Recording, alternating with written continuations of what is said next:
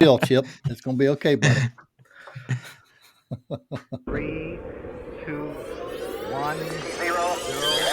You're listening to the Knives Templars. Get ready, y'all. We about to Bobby Boucher you. Bam! I got a piece off of the wagon that Sam Houston used to take JFK to the moon. Pinto sauce. I like that. Pinto sauce. Pinto sauce. You're tuned in to the Knives Templars podcast, featuring Odisir Special Sauce Pinto. I was a mean kid. Long time listener, first time caller. Eric T.R.E. Rivers. Holy crap, I built something. Don the Train Watson. I can pay off all my credit cards and beef jerky credit line at Buc-ee's. Joey the Riot Terrier. Cochon de lait will make you smack your lips. Is anyone getting too close to your plate? Mark the Sallow. You drinking my soupy? And Chip Shegman Carlisle. And now broadcasting alive, it's the Knives Templars. Coming to you live from Porkhouse Studios located in Hartselle, Alabama and other U.S. locations. This is the Knives Templars podcast. We are the coolest knife-making podcast on the planet, and we are downloaded around this big blue marble in over 24 countries. We are on air, on demand, and heard worldwide in all of your favorite apps and at knivestemplars.com. Hey, what's up, guys? This is Jason Hey. Fry. Hey, man. Who else do we have tonight? Who we got? Well, you got Don Watson from Florida. We're in the house. Yeah. Got Mark Vassallo from Alabama. I say from Alabama. I don't know if I'm from Alabama, but I'm living in Alabama. There you go. And this is Mr. Pinto, broadcasting from Laurel, Maryland. Oh, welcome. Our usual fearless leader, Mr. Chip Carlisle, is in the room. He's got a bad case of the mocos. So notice here, what is that? He's got mocos. It's nuts. He's got the boogers. Yes. Got the boogers. Poor Chip with the boogers. We're going to try to keep him off the microphone as much as we can, but he is here guiding us gently. So welcome to the Knives Templars podcast. We are an interesting, diverse group of folks, right? Everything from Air Force to psychology to cars to truck drivers to RV guys. I mean, all kinds. There you go. And that's one of the fun things about the knife world is that, you don't have to go to knife college to be a knife guy. You don't have to go to knife trade school to be a knife guy. You can go to your garage or you can go to your kitchen and mess around and become a knife guy. That's part of what makes it fun. Chip said 20 some odd countries, right? I think we're up to 37 countries now is what they say. Right. That's right. Yeah, we have to do a new intro. I mean, 30. We have to say 37. Crazy. We That's need some crazy. updating there. So this is Yeah, I keep season flying around to other countries so that I listen in each one of those countries, and then it's another country. There you go. Next time I go to Uzbekistan, I'll be sure to tune in. So That's we right. can It'll be check that 38. off the box. Yeah. Yeah. So this is season 5, episode 44. Okay, you've been doing this almost 2.5 years now. That's a long time. Yeah. All right. So has anybody stopped by knivestemplars.com lately? Oh, yeah. Sure have. What do we got It's a over great there? site. What we got there? Well, we got something new, don't we? I don't remember. There's always something Always new. something new on there. I know if you Chip want, always tells us where he's going, but I guarantee you there's something new over there. And if you go look, knivestemplars.com, there will be something good there for you. And if you've never been, you won't notice what's new and what's not. So you should That's just right. go and call it good. That's right, buddy. Right. Hey, Jason, but Yes, before we sir. move too far away from the intro, I guess Chip always starts off right. So I've never noticed that he doesn't have some odd, awkward voice clip after they say Chip Carlisle on there. There's all I got your soupy for me, and then the wagon wheel, and everybody's got, Odisir's a mean kid. Yeah, But I just noticed, this time that it's just Chip Carlisle. And Chip Carlisle. So we need to assign our project for next time is to assign Chip something goofy, Mr. Mokos or Mr. Ooh, that may be a little too edgy, but we'll come up with something for Chip. Our good friend Mr. Dave is out with the Mokos as well. So is he? Dave has that exotic virus that was going around a couple of years ago. and so he is not here. We got Eric is going to be here eventually. Joey probably will pop in, right? So just be ready. Be ready. It's just like real life. You never know what's coming. So, Yes. That's right. so speaking of All things, we right. don't know what's coming. What are you working on? Who wants to start? Go ahead, Mark. Go ahead, Mark. Mark, Come come on, all Mark. right. Well, I'll jump what I'm working. So first of all, I think everybody on the podcast probably listening thinks I don't make knives because I'm just keep talking about these same 4 knives I've been making for like a month. That's reality. That's just how it they're works. getting, I know, but I'm getting getting closer. closer, right? You're getting closer. I You're am. getting closer. I got all my scales, cut out and profiled, and my knives the blades all done and profiled, and all I need. I'm ready for glue up now. So I just got to. I got one more set of pins I just have to cut some pins, and tomorrow I'm gluing. So that's Gonna good. take another month there. I don't know hope if not. I'm Like gonna because glue, the handles go quick. For me, I enjoy kind of profiling the handles a lot. So. I mean, I enjoy the whole process, but once I glue up, I think the rest of the stuff goes pretty quick. Well, Mark, what are you drinking tonight, man? What are you drinking? Ooh, yeah, I should have. So the way we talk, right? It seems like I'm a lush, and like every night I'm having another beer. But this is probably I probably have like one a week, right? And it just so happens, I have one. But it's for the podcast. during the Yeah. Good for you on this day, huh? So I'm working on this 12-pack still of these Elysian, pumpkin varieties. And so this one is the Night Owl Pumpkin Ale. Sounds good. Oh, Yeah, okay. yeah. All right. That's good. Looks good. At least the little paper tin there looks good. I don't know how that Yeah, thing would it's taste. got good. It's What got does good it taste label like? art. Don't tell me. Just this one is good. I mean, it's like an ale. It's a little bit lighter. I mean, the other ones they have a variety. One was an IPA. One's a stout. Last time I had that Punkachino. The one that was hard to pronounce. Yeah. sounds exotic. Punkachino. Yeah. Okay. Yeah. So these are good. Yeah. Something different. Yeah. Hey, always something different. Mm-hmm. Mr.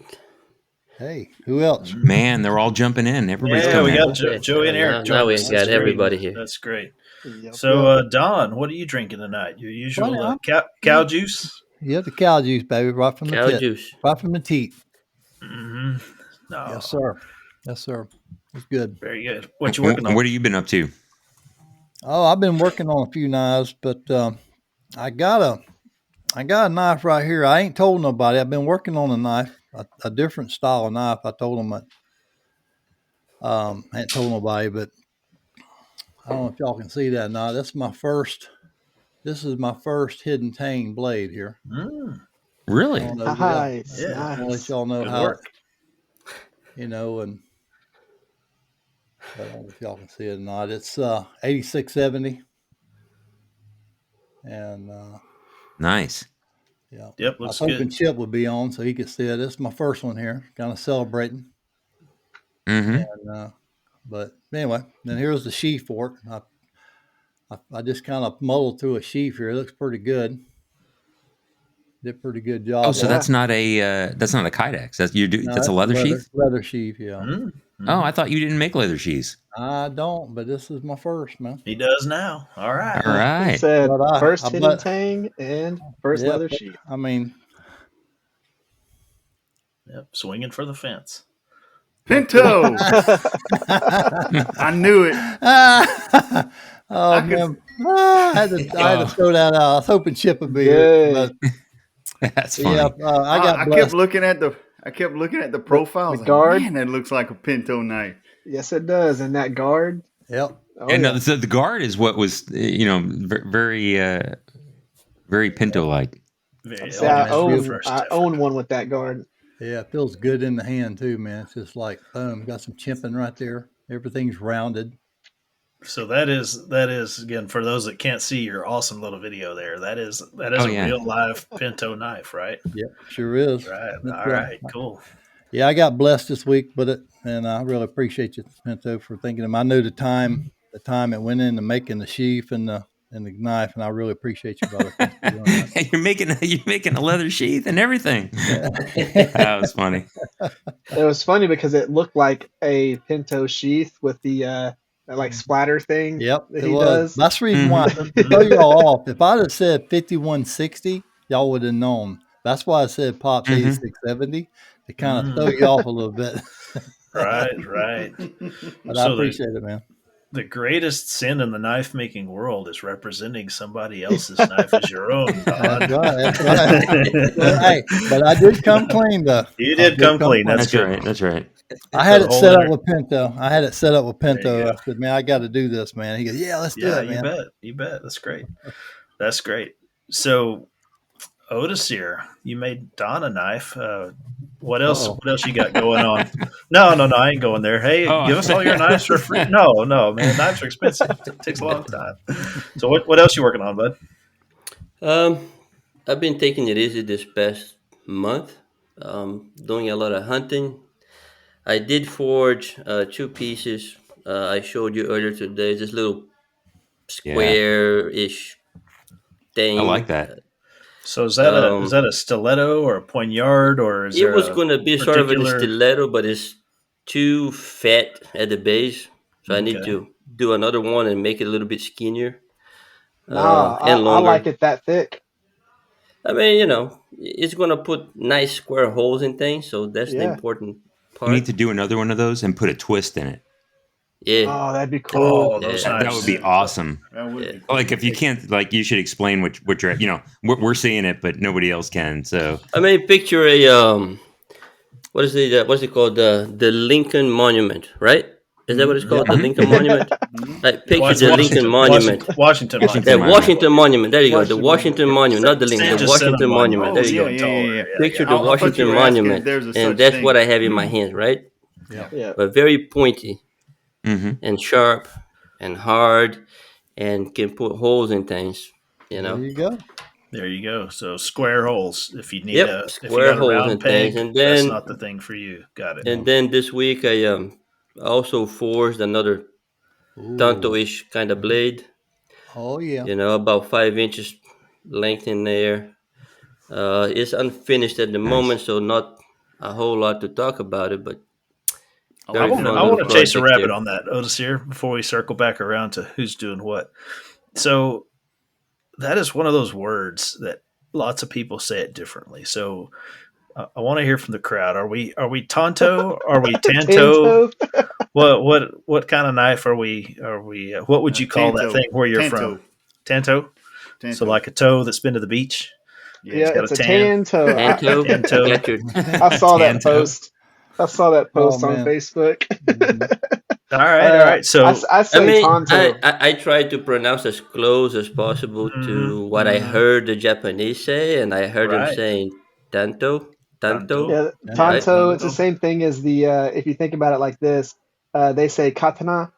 It's a katana. Mm-hmm. It's not a katana. Yeah. It's a okay. katana, and it's a tanto. Katana, tanto. And they do karate and not It would be a karate. katana if it was a tanto. Yeah, Uh-huh. karate. Katana. Well, I guess. I promise you'll hear that. You walk around. Oh, people yeah. say they like, Is that one of them I've got these 7 katanas? katanas, and they're out there right from China. But man, they're good katanas. They cut, whatever. I mean, yeah, them katanas from China. That's a cantina. It's different. Yeah, Yeah, I not thought those- Dows or anything like that, but it's one of them, Yeah. them tantos from China. exactly. So another one of those that's my personal favorite is the knife made famous by the Alamo guy, and in Texas, Oh yeah, a Bowie. that is Jim Bowie. It's a Bowie.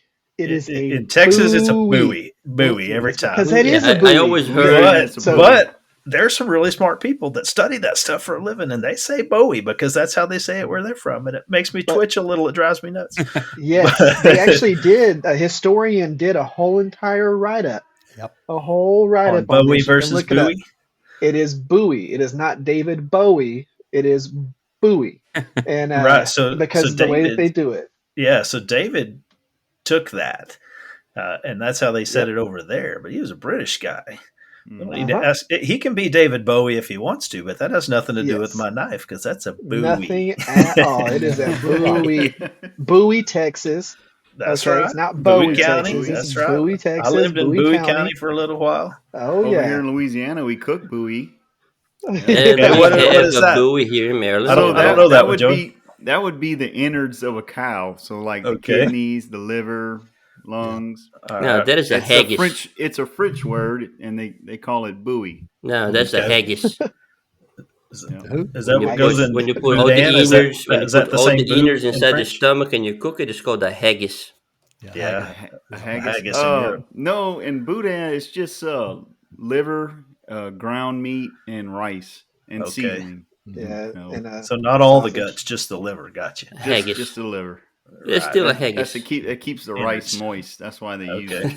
it. Gotcha. All right. See, we learn something new from everybody we meet. Yeah. Okay. Well, while we're on Tantos and Bowies, I just thought we'd talk about that since Otis here put it No, out no, it's there cool. for I us. mean, Yeah. that was Oh, pretty that might nice. be the name of the episode. A tan toe. Tantos and Bowie. Oh, a Bowie. Yeah, That's a good one. Bowie, That's a good one. Tanto, and a Bowie. There you go. There you go. So, It's the Joey, same man, thing what- with the, I guess, which one is the right way to say it? Pecan or pecans?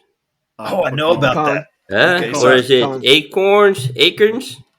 So I know Or about pecans Acorns? because I'm a nerd and What's I an love acorn? figuring out things. So the story of pecan is very similar. So that word with p and ka is Native American for that nut that grows on the tree, and it's kind of the generic nut word in a bunch of Native American cultures. So just like Mexican Spanish versus Spain Spanish versus Tex-Mex, right? The same word can be a little different in all of them. So it Oh, is yeah. both pecan and pecan and pecan, depending on where you're from, because it's all the same word all the way through. So that In one Texas, is it's a 100% regionalized, because it was that way all the way back to the natives that first called that the tree with the nut. Yep. So that one is a good example, though. Huh. You know, you can get away with saying Tanto out here in Texas Oh, or yeah. a lot of places, and people know what you mean. You can say Bowie and we'll cringe, but we know what you mean, right? So So many people try to correct me on that on my YouTube channel, and it's ridiculous. And I go, no, you're wrong. Thank you for commenting from the algorithm. I'll keep conversating with you because it helps the algorithm, but you're incorrect. You're right. wrong. I believe it was the Apostle Paul who told Timothy something along the lines of, have nothing to do with foolish arguments about words. I think that's pretty good advice. It That's is. pretty good advice. Anyway, so Joey, man, it's your turn. What you been working on and what you drinking? I got some tonight. I just got some Gold Peak lemonade tea. That's it. Oh, All right. yeah. There you go. No Been knob working creek. on, Sweet tea? Nah, nope, no Knob Creek. Nope. Okay. been working And, on robots all day, or I work on some tow bots. I do. But knife wise, there's a few blades. I just finished up a little. I've seen it. Awesome work Yeah, a on new those little Damascus, model I by the way. kind of designed. I call it the Fat Boy. It's kind of got, like, if you hold it sideways, it looks like it's got a big belly the way the belly and the handle comes down. So I deemed it the Fat Boy. And working on, just finished that one up. And I got another one of my clip-point hunters that I'm coming out with.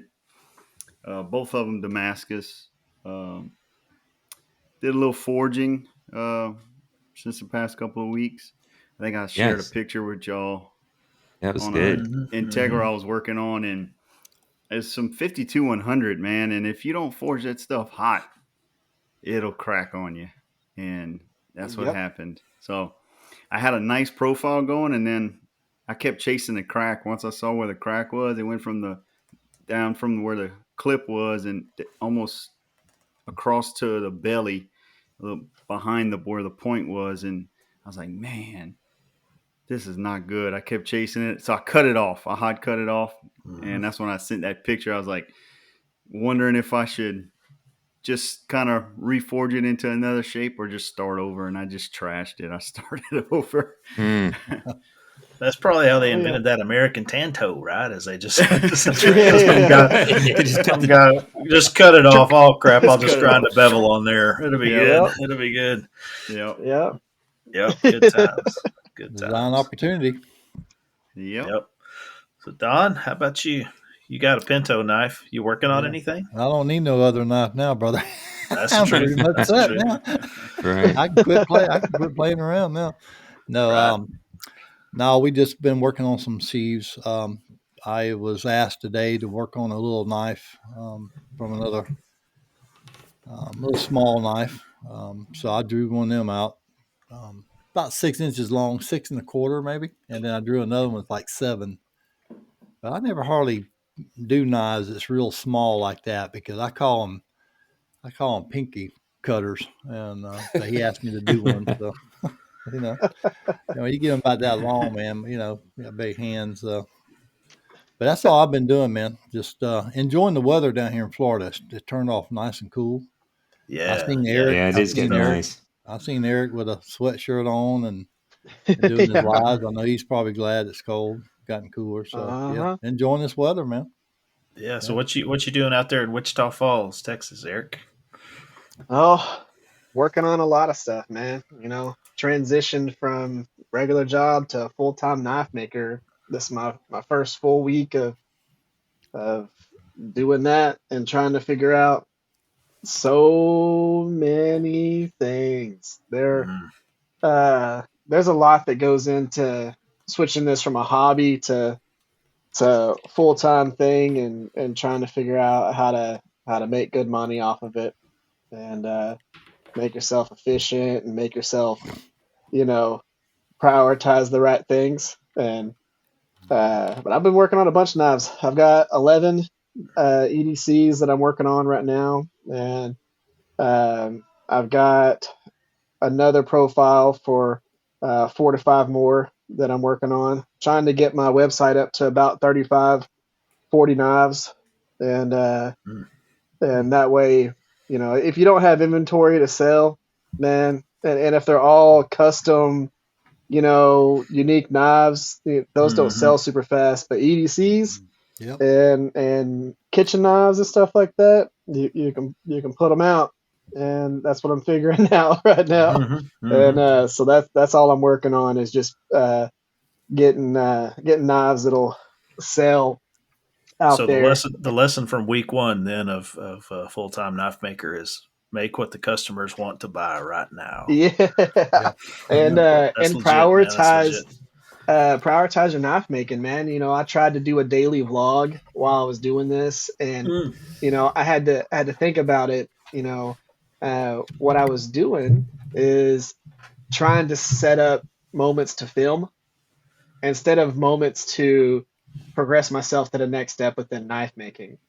So it was like you're trying to think through, well, I gotta hold off on this step because I need to be able to film this to put out a video out, and then I'm gonna have to go edit for 2.5 hours, and then I'm gonna have to do this, and you really can't do that. You gotta choose to make knives, and it's kind of switching the mentality.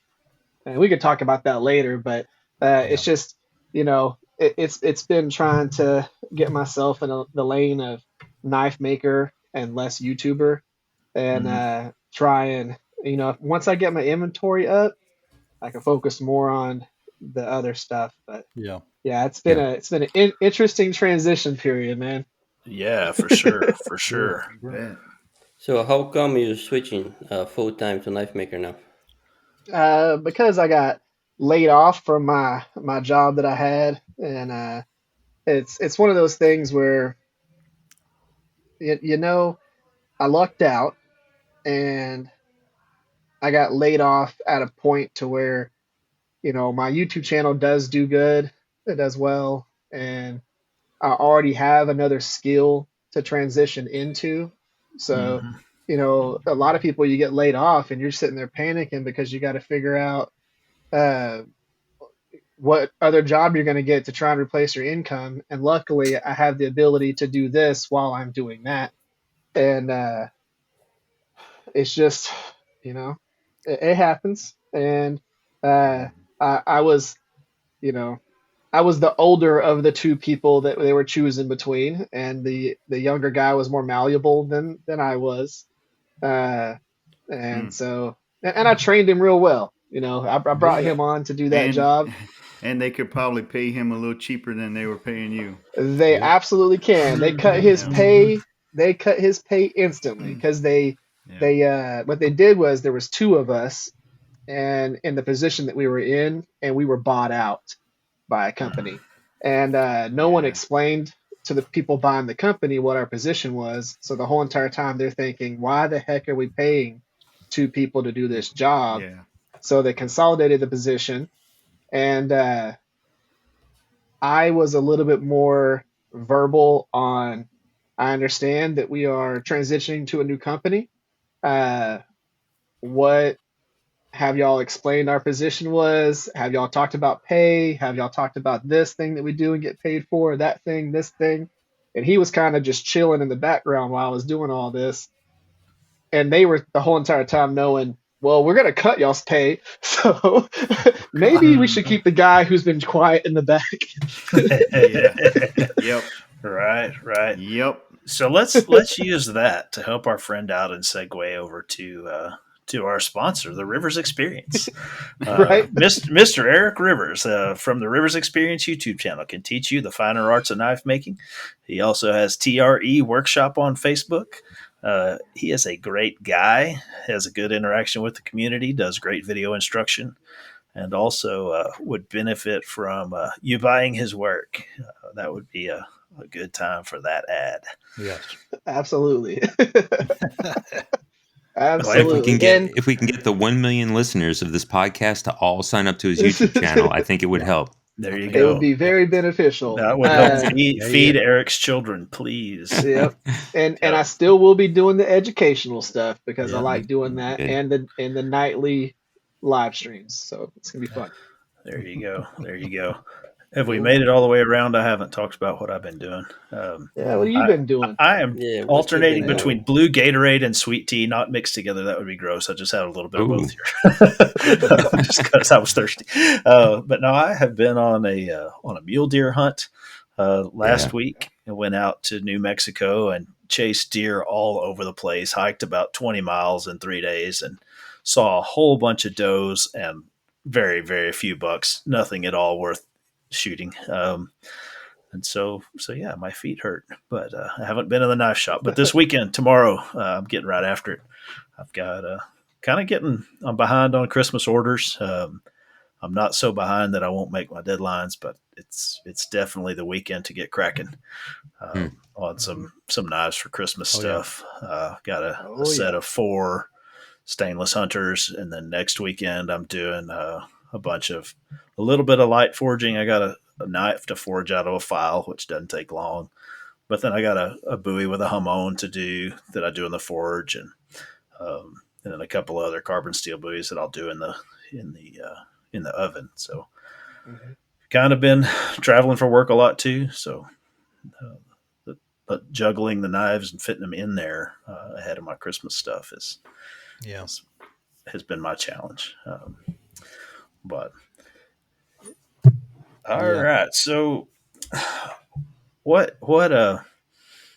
talk a little bit about blade forging. So that blade that Odysseer made for Don is what I would call the ABS, American Bladesmith Society kind of style. To me, that style has a few elements. One would be a ricasso, right? So an area of unsharpened something between the blade and the guard, right? It has what I would call a dropped heel, where the edge comes down below the ricasso, and then it's got a guard. People call them different things, slotted or a hidden dang guard. All of those elements are, I think, worth discussing. So, what do you do, Odysseer, to pull that edge down and form that heel? How do you get such a nice, sharp, well-defined heel? Do you do that? Tell us your process there. Well, I don't know. I just do. Yeah, right. That's right. I mean, you start working on the time that I started forging now, and now we're talking forging, or we're talking stock removal. Talking forging. Okay, cool. This aspect. The way I've been doing, like the one I'm working on right now. I worked on the tank first, get that tank profiled, and then I will go and start shaping my ricasso areas, right? And when you work on your ricasso, there will be some steel left on the bottom, where you call the heel, or the where the choil is, and Right. then start forging that out to the front. Just make sure you leave enough meat in there that you can stock removal later if you want to have a clean blade. I mean, I don't know, man. I just start hammering stuff, and it's hard for That me to explain. I don't know. that no, that's great because I would say that I do mine exactly the opposite of that, and Oh, we you both start with end the up blade? yeah. So I was taught to forge the tip in first while you're still at full thickness, and then forge your edge bevel and kind of pinch down that heel and pull it down, but don't ever hit the ricasso ever. Right, was kind of the way I was trained, and Yeah, then like you like on set this your one, right? then you I set your started on tang a shoulders and go back from yeah. there. I this one I started with the round stock from a piece Mm, of okay. micro fractured coil spring, right? So I I flattened it like out that. first as much as I could. Then I started Mhm. working on my tang. I made sure that I had enough length for my tang. It actually became way too long. I'm gonna have to trim about an inch off my tang. So yeah, I start from the tang. It's easier for me, and Mm, then I will work on the ricasso area, and later on the blade. You know, well, Yeah. as you're hitting with your hammer to bring your ricasso, I will have the knife spine down. Right, I'll have the mm. spine of the knife on the anvil, and then I'll be working on top of the ricasso. I mean, on where would be the bottom of the ricasso, right? Gotcha. And making sure that I'm not hitting a whole lot of my blade steel, right, Yeah, where keep the heat mostly on where the my end, not the choil is bevel. gonna be. Otherwise, I'm gonna Yep. have to be chasing that thing down. It's not a good thing. So But Joey's just jumping out of his chair. He's ready. He's got jump something on, great Joey. for us. So What you got I there, bud? just wanted to ask Otis here a question.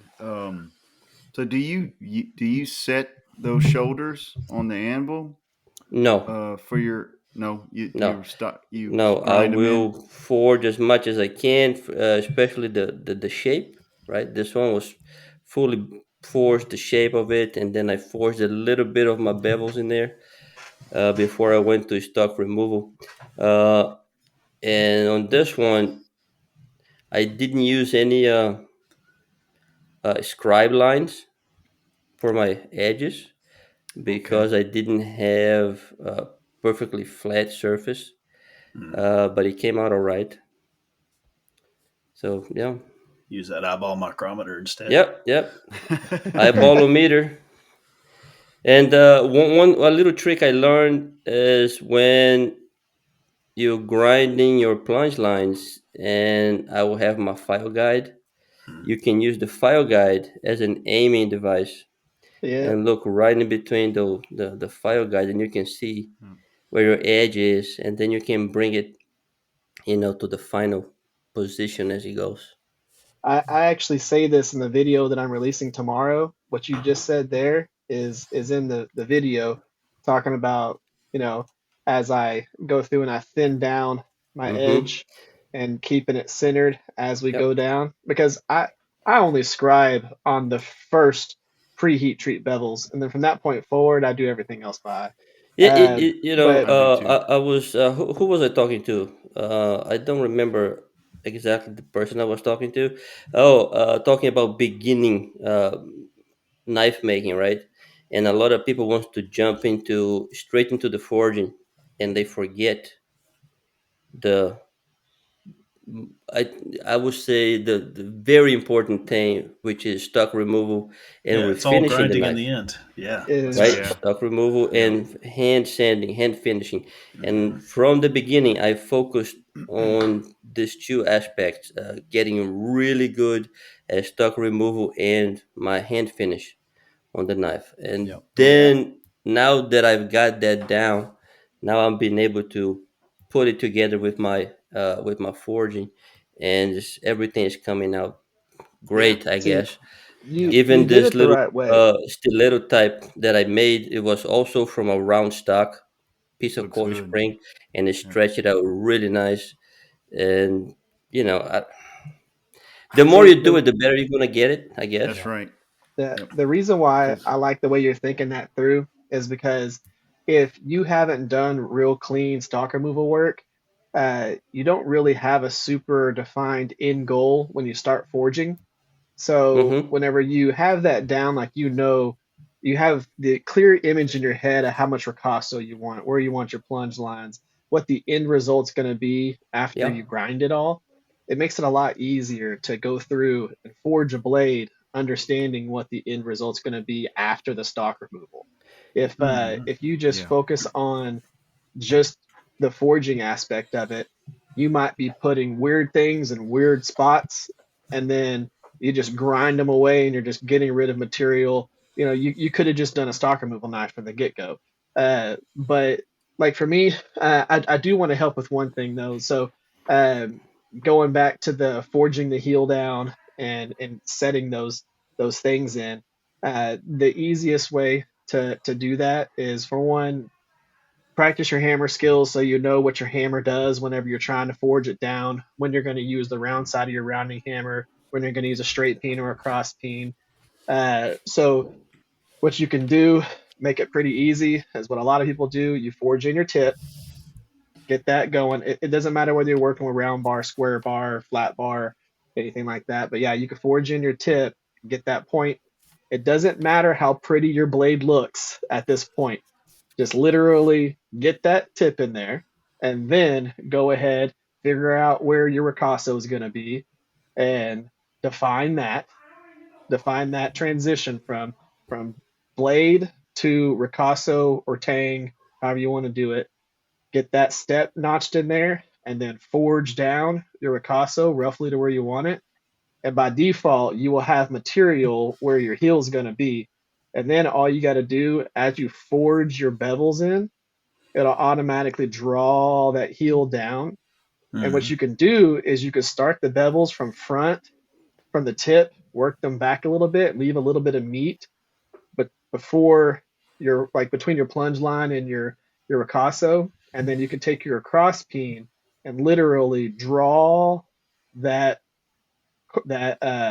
heel down as you're thinning the material with the cross peen, and it only a cross peen will push the material down, instead of sometimes whenever you're forging with like just the flat side of your hammer, what it's going to try and do is it will try and move some of the material forward. It Mm-hmm. might not put it exactly where you want to, so you can draw it down, draw it back a little bit if you want to.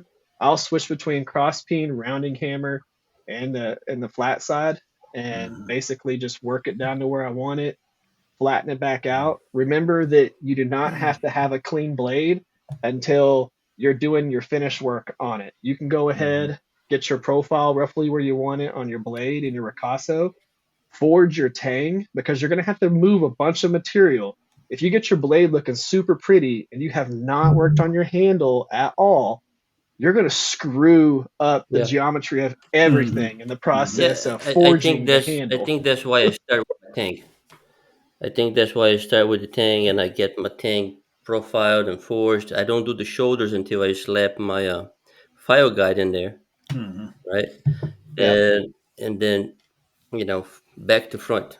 That's how I've Yeah. been doing it. It's working all right. So I Well, and think that's sorry, it's your Mr. Fry. process. oh how you were I think taught. you're Yeah. going the wrong Yeah. way. Yeah. But that's Not your necessarily. process I and that mean, works for you, man. yeah. Like, that's all that matters. Yeah, and the, Yep. the the next thing I would say is leave more material on the blade than Yep. what you think you need. I was talking to one of my colleagues at the Bill Moran Foundation, and he jumped straight into forging. And I was talking to him during the show 2 weeks ago. And I told him, man, listen, these blades that you make, they're fine, they're long, they got a nice profile, but make sure you leave extra material on the blade so you can grind it, remove all those hammer strikes. Because if you have any intention of going and joining the ABS and becoming a journeyman, right, those cannot be there, right? They will Hmm. not accept it. No brute to forge. No No brute brute to to forge. forge Yeah. in No your brute, ABS definitely knives. no brute to forge. Talking Definitely about it, I not. decided I will join the ABS shortly, maybe today, tonight, or tomorrow, as There you soon as go. I Cool. have All a right. minute. Get that There you clock You'll go. still rolling. have time. Yeah, congratulations. Jeez, by the Yeah. time you get your stuff done for that, you are going to be a friggin' expert. The super pumped. Let me go back 2 weeks. Let me go back in time 2 weeks to the Bill Moran Foundation 8th annual show. Oh yeah, you didn't Oh talk yeah. about that yet. Yeah, Yeah, how that went. I wasn't, but now that we're talking about forging, it Hmm. brought back the memory of me talking to my colleague there. So it was my second show, my first successful show, right? I was able to sell 4 blades at my table, There you go. Oh Nice. Nice. yeah. right? Nice. Um, Awesome. the foundation asks for every table holder to donate an item for the auction to raise funds for the Yep. foundation. Hmm.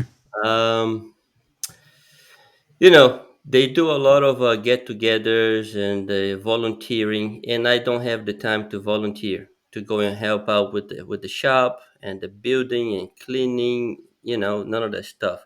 So I donated 3 blades for the Oh, foundation. wow. Three That was pretty generous. blades. They Very generous. auctioned them off.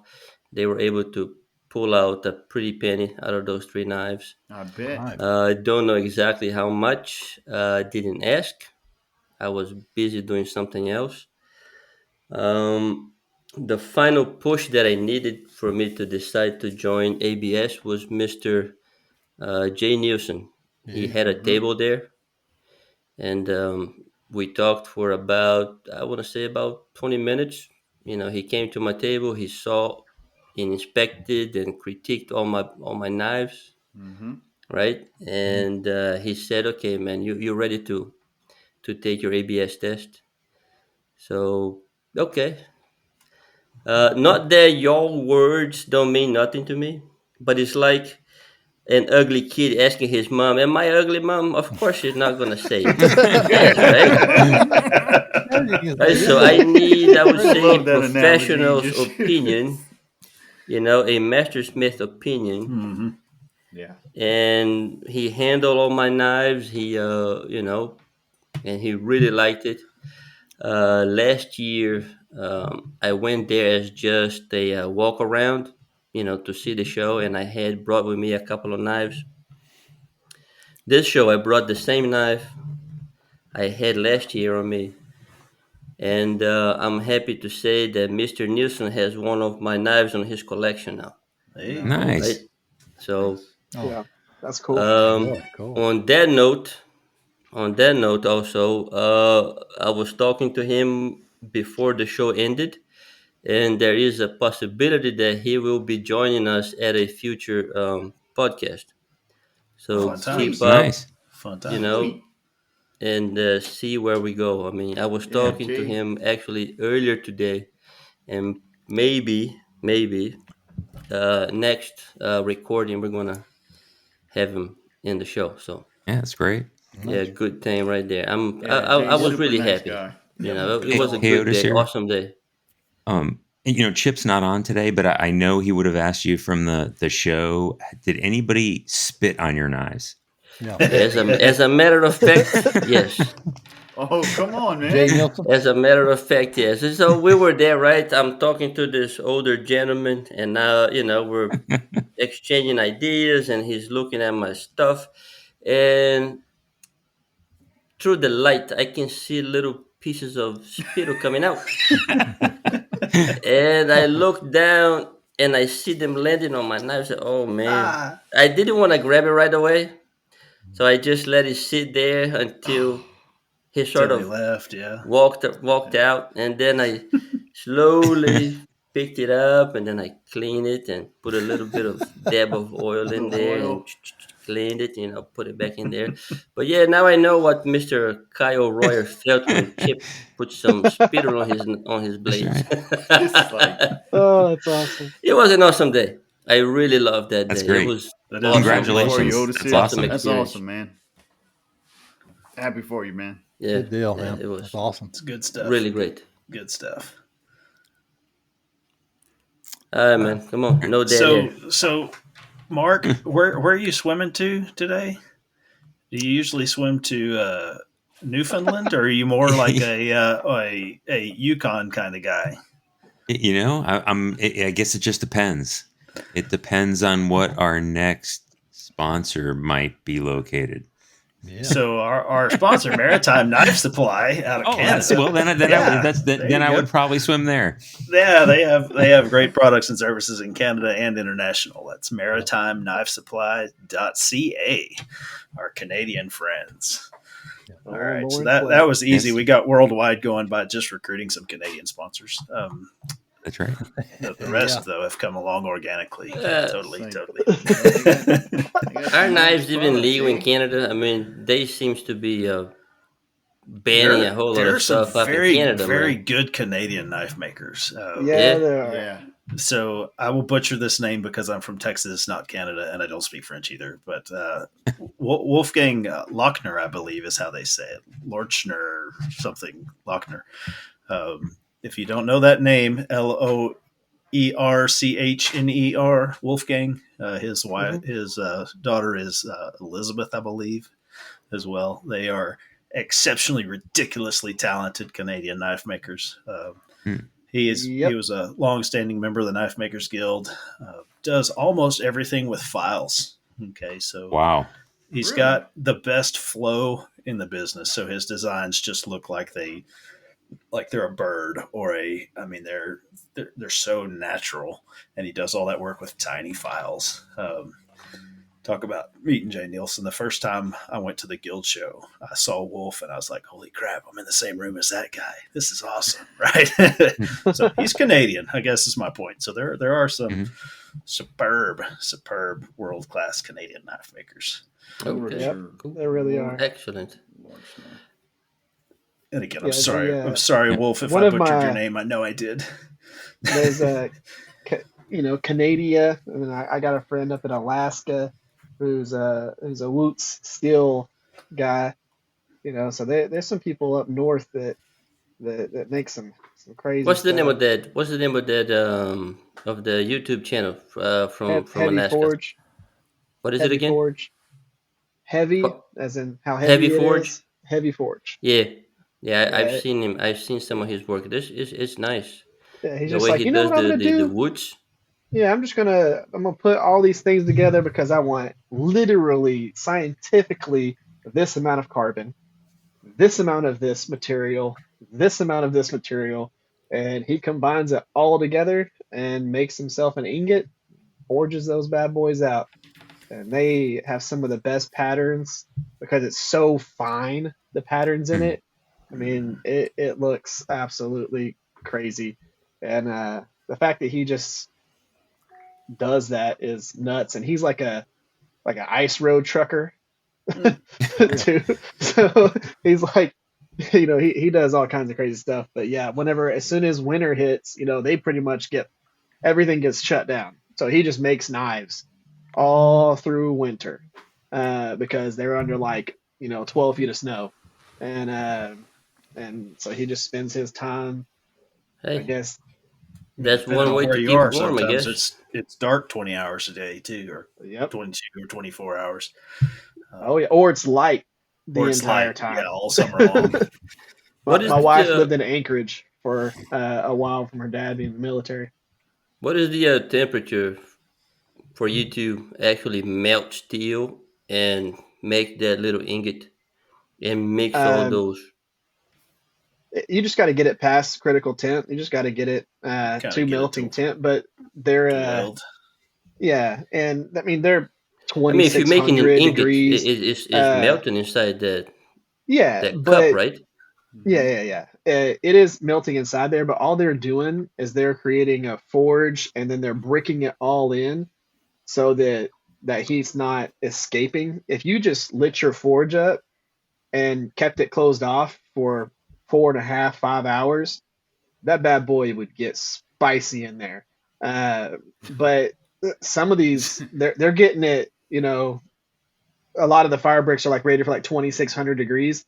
Once you're some of the times whenever you're done creating that ingot, the fire bricks that you used are Or spent. toast. You Yeah. you cannot reuse them because you're getting them to critical temp, and you're like glassing the inside of this thing, and it's crazy what they're doing. But you can do that with the coal forge, man. You can build up coals around it, put that forced air going to it, and that bad boy will crank And some how heat long does out, it man. take for it to get to that temperature? And how long do you gotta hold at that temperature in order to Just long make an enough ingot? for it to melt together, Yeah, because but it's just gonna what are we talking about? 30 minutes, hour, 5 hours, give or uh, take?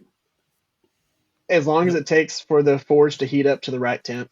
So are you gonna be lifting the cap of that little No, pot to check it, or no, you're So just letting it do its thing. I've researched that a little bit. I'll admit I've never done it, but the way it looked to me was that they have a fairly prescribed fuel addition rate, right? So they're going to Yep. add. I'm going to make up numbers, please. Podcast world, don't use this recipe. I'm making it up, right? But they're going to add. They're going to add one. Ad living. They're going to I'm add doing it. I'm one doing it pound of tomorrow night, charcoal. Jason. I'm They're going to writing add it down. 1 pound of charcoal and 4 ounces of roof and nails every 20 minutes for 2 hours. Or, I mean, they're the ones that I was watching, again, don't use that recipe, but had a very prescribed process of adding fuel and adding material to get to where they want it to be. That's my limited understanding. And heat wise, but it's funny because he puts like glass in it and all that stuff, man. Yeah, They use glass as flux to keep the keep the stuff sticking together and get the impurities out. Yep. And you crack that glass off the top whenever it's all said and done, and get yourself a little ingot, and then weld. What he does is he just welds a rod onto it and forges it out from that ingot. Yep. He's got his process down. If he has no porosity and doesn't have to re-weld and stuff. I've seen a similar channel on YouTube. The guy does the same thing, basically, and I've seen him doing it with different steels, fish hooks, and things Well, of you've that got sort. Sharop. Drill Sharop bits, does a lot of it. stuff like that. Mm-hmm. I wonder how good of a steel comes out after you've basically melted. And So here's the rule of thumb with certain Damascus that you see on YouTube. A YouTube knife doesn't have to be anything but pretty and make for a good thumbnail and be as awesome as the people can see it on screen. You're going to get some crazy pattern. Like you see some of the stuff that Sharop does. You're looking at it going, holy if I would have done any of that, I'd have had nothing but D-lambs, nothing but just horrible stuff, because he'll like forge bicycle chain that has like gaps everywhere. And you're looking at it going, how did you forge just bicycle chain that you like tack welded together into a knife? That doesn't make any sense, because I've forged clean steels together and had D-lambs. He's like got gaps all through it and all this stuff. I'm just like, how does this work? But his forge gets super duper crazy hot, and he's got a big old like 50-ton press, and you put enough pressure on stuff, I guess. How. But yeah, there's the fishhook Damascus. I see a lot of people do that. One of my good friends, Jeff Peters, he does a lot of fishhook Damascus and like 1080 powder, 1095 powder, and they do really good. He's taken some of those fishhook Damascus knives and cut Walmart knives in half with them. You're able, and he does that stuff. That is like his thing. If you go on his Facebook channel or page, you'll see him like portrait test his knives, and he will seriously go and get like a knife from Walmart or whatever, and he'll sit there and hammer it through edge to edge another knife. It's unreal. That's crazy. That's pretty tempting. So I need to invent some cool tests for a set of Tontos. And they're going to be Tontos? For real. They're going to be some factory ones that they've got me writing a super secret squirrel writing project, right? So I You should definitely I do need that. to do something interesting with it. Yeah. I wonder what would happen if I tried to. But I wonder if I could find one of those Forged in Fire kitchen knife sets from. Oh, Walmart. you have absolutely You have got to to. use a Forged in Fire kitchen set. Yeah. If I could find one, that's a couple of years old now. I don't know if they're still around. No, they still I have. haven't Hey, seen them. no, I think they still have. They might still have a set at my one. If I have them, I'll look at the Walmart that I have local, and if I have them, I'll buy them and I'll mail them to you. Okay, if not, I'll look on Amazon and see if I can. Those find are the one there. test specimens. Oh my God, I can't wait for that. That'll be a fun piece of work. The thing that I like to do is I like to take a few of my knives that like my 5160s and whatnot, and I'll put an edge on them, and then I'll shave mild steel with them. Yeah, I do that with a half see if inch it by rolls half the inch edge. bar. Yeah. Yep. Just sit there and shave it off, and if it keeps a good edge, I'm like, all right, cool. That definitely, did its thing. It's pretty fun. I've got a wakizashi that I made that still has the original edge from when I made it like a year and a half ago, and I cut through tree branches. I was cutting through branches with it the day that I cut myself with the hatchet. Darn. I'm happy that I didn't cut myself with the sword. That would have sucked even worse. So speaking of chopping wood, where does the best stabilized wood come from? I think it might come from our friend Oleg Bashkevich at knife-wood.com. So Oleg is one of our sponsors. Yep. Ships from Russia. He has an outpost, I believe, in Pennsylvania, so it comes here quick. Right. He has great quality, great art, great artistic ability, great customer service. That's Oleg Bashkevich at knife-wood.com. And I would not recommend putting your wakizashi to the test on the beautiful stuff that he supplies. Amen. No, but it does have a piece of his wood on it. So, I love Oleg. The nice thing about Oleg is you can message him on Facebook, and he will talk to you one-on-one about stuff that you want. If you say you want some maple and blank and blank and blank colors, he'll go, okay, my friend, I can do that. And he'll just get you the wood and ship it to you. It's pretty cool. He's a good dude. He's got some good wood. He's a better man than me. Let me take that and run totally a different direction. Right. So, all right. So what is the craziest knife order that you have ever accepted? So that guy that calls this, I really want that knife, except I want it 4 inches longer, curved downward, with purple handles. Right. What is the craziest knife you have ever accepted? So I get that. I wouldn't say it's the craziest order. I'm going to go with the most annoying, and then I'm going to go with the craziest. That's legit. So the most annoying, and it's just because of the video that it is. The heirloom knife that I made that's got like 1 million views on it.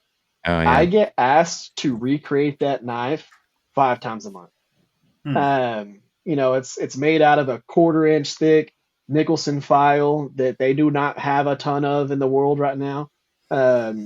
It's a pain in the butt to get. First off, they want the 1/4 inch thick. They don't want a 3/16 inch thick file. They want the 1/4 inch thick, and they want me to use the same exact handle material.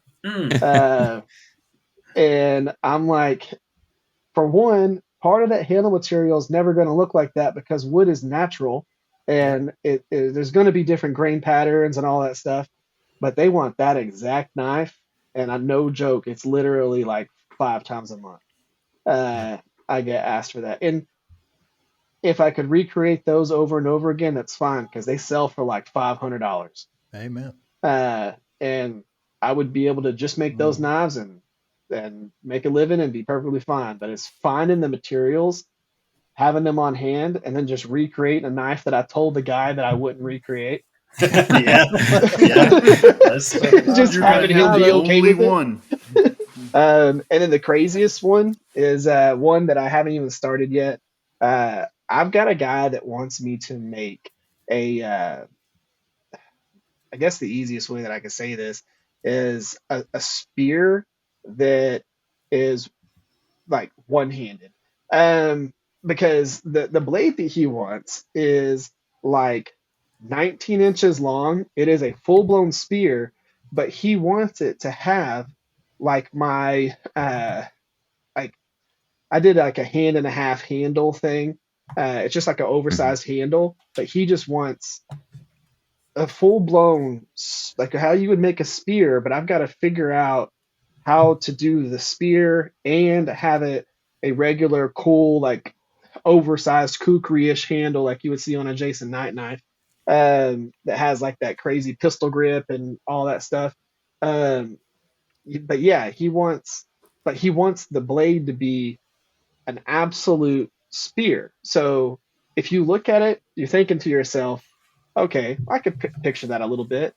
Mhm. The first time you draw it, you go, that's the dumbest looking knife I've ever seen on the planet, because the spear is straight and then the handle comes down like this. The handle's this bit. You can't, viewers, you can't see what I'm doing, but they can all see what I'm doing. The handle is 6 inches. The blade is 19 inches. The blade is completely straight. The handle's kind of like a pistol grip. So when you're looking at it, it looks like a ridiculously long gun that has it's just a but it's a bayonet that is 2.5 inches tall. Man. It's not a little bitty spear. I'm talking about a 2.5 inch wide spear that's 19 inches long with a handle on it. That's Like, almost it like just like a one, almost like a push dagger, but yes, like but huge. but it's Yeah, 2.5 really big, inches, 2.5 inches tall and Yeah. 19 inches long. And I'm sitting here going, that's really what do you do with that? Like I understand some of the spears that I've made, like spear point knives. You know, if you needed to take the handles off, you can strap it to a stick and turn it into a spear or something like that. This you will absolutely not be able to do that. You'd be like, you put it on, see, like, Yeah, I just it's don't so get it heavy. because the blade is legit going to be like it's probably going to be a couple of pounds. Oh, And I just, and he's willing to pay for it, but he's not letting me edit him down at all. He's just like, nope, that's what I want. That thing right there. And I drew it and sent him an email and he was like, yes. And I went, what? No. Right. Those are like some, the customers that know what they want. Those, I can deal with that. It's the ones that don't know what they want and they just constantly change their mind. Yeah. Hey, can we put a quarter in it? No, I don't want a quarter. Can I get a Susan B. Anthony, like imprinted into the? Oh, can you do clear scales and put a whole bunch of Susan B. Anthony's in them and like an American flag? Oh, the American flag looks cool. Can you do a Mexican flag on the other side? Oh man. As a matter of fact, can you do Susan B. Anthony's on one side and pesos on the other? And you're like, it just never stops. What do you? Yeah. And these are all emails that are like a month apart. Yep. Yep. So who else has a crazy one they want to talk about? Man, I don't. Crazy. Mark? What do you So got, like again, this is not something I sold, but it's a good story that that I posted on Facebook, right? That the first knife I made, right, which I was super excited about, but I look at now and say, wow, I'm embarrassed that I posted that. But so I posted this, and then I get somebody that I knew years ago, and they messaged me and they said that, hey, I saw you made your first knife. Can you make me this? And they posted this picture, and so it was just the craziest thing. So this is like some super exotic multiple recurve with this big fancy guard and I was like, you saw what I posted, right? I mean, you saw that this was my first knife, and and it's probably the worst thing that you're like, well, can't you made that? You could make this, right? And like they were really serious. So it was. I did not promise I was going to make it, or nor did I ever think I could make it. But I mean, just I guess it's surprising that some people think that hey, if you make one knife, you could make all knives. I guess. But is if the you statement. had made that, Mark, what would you have ground it on? I would have ground it on my Ameribraid Mastery Package grinder. Funny that you should mention that. Ameribraid is one of our wonderful sponsors. Again, we receive nothing back from these guys, and we ask nothing to become a sponsor. But we have endorsed a group of folks that work with us well. Ameribraid owners Eric and Kevin have a grinder package that will certainly meet your needs. When you call Ameribraid, you're going to talk to one of them, and they can give you great service, great product, great prices. We've talked about it before. A lot of the crew here uses Ameribraid grinders. That is www.ameribraid.com. Hey, Jason, I think, this is a good time too to bring up that I just received, I think just after the last podcast, I got myself in the mail an accessory from Ameribraid that, Don talked me into getting, and I have not used yet. Tell us more about that. Yeah. So it's that deep notch table, the tilt table that they have. So I wanted to grind something on it, but I told myself I would not touch this thing until I finish these 4 knives on my bench. So once these 4 knives are done, I have a whole bunch lined up that I want to try that on. But got that in the mail. Came with an arm, good price. And, all I did on it was some of that recommendation that Don told me was to, take back the back of that table at the notch, at an angle so that you can just get that table a little closer to that belt, right? And then you can, get up to, a little bit less than 2 degrees if you need to, and not have to ride that knife all the way up to the top of your rest. Platen. Yeah. So, or the platen, you're right. Yeah. So now I'm excited to use it. So, Oder, so you have one too, right? Yeah, I have one, but mine is really old. I got it about 2 years ago. Okay. I think it's from OBM or something like that. It works all right. That's how I grind my my false edges there. Okay. It's perfect. Yeah. That is Perfect perfect for that. Yeah. Perfect for false edges. I could imagine that too with how big your knives are, like the ones that you do a false edge on that's like 6 inches long. The false edge. Perfect for that. Especially one with a clip or That's a whole other bevel you got to get just right. Yeah. Yeah. Don? Yeah, I need to announce something. I talked to Eric, one of the owners at Ameribraid, and he told me to announce on our next broadcast that they're offering a Tempers 20 on their tools and accessories. Ooh. So that's to go on that. He said, yeah, make sure to talk about that. So it's Templars 20% off on their accessories and tools, not on their machines. So I'll tell you what, that'll save you some money there. Yeah, So I got that discount on this. Fiddling with his phone, going to a Ameribraid already. That's right. he's typing it in right now. Yeah. But no, I got that discount on this on that work rest, and it was nice. Yeah. What's that work rest go for? Is that like $100? $150. I think it was like it was just under 150, 149 or something like that, or 140 something. So I got like $30 off the price of that thing, which was great. Man. That's a good discount, guys. Yeah, we appreciate That's real Eric good. and Kevin, man. Yeah, I know. Awesome guys. Yep. Good folks. Now, I will say this, not to transition too far away from Ameribraid, because they are absolutely awesome. I was looking at a few different grinders, and I shared this in the group. And Chip thought about it too as being like a good beginner's grinder. That little Grizzly 2x42. Yeah, the little thing's cool, man. Yeah, I had never seen that before. Yeah, me neither. Yeah, neither. And for the budget people, like for someone who's trying to get into this and only has a under $500 budget, like that's perfect. If I could have started with that, yes. I mean, so it's got a little built-in VFD and everything. Let me talk about that. I just pulled it up for those that are unfamiliar. I think this is fairly new to the market. I've seen it kind of hit a few groups like this. It's fairly new, but so Grizzly, the imported tool company, has a 2x42 grinder at $299.95, so $300. Wow! It comes with so much. So it claims to have a 3/4 horsepower motor. It has a VFD, variable speed. It has horizontal vertical tilt, like all the high end grinders do now. Mhm. A platen that is removable for slack belt.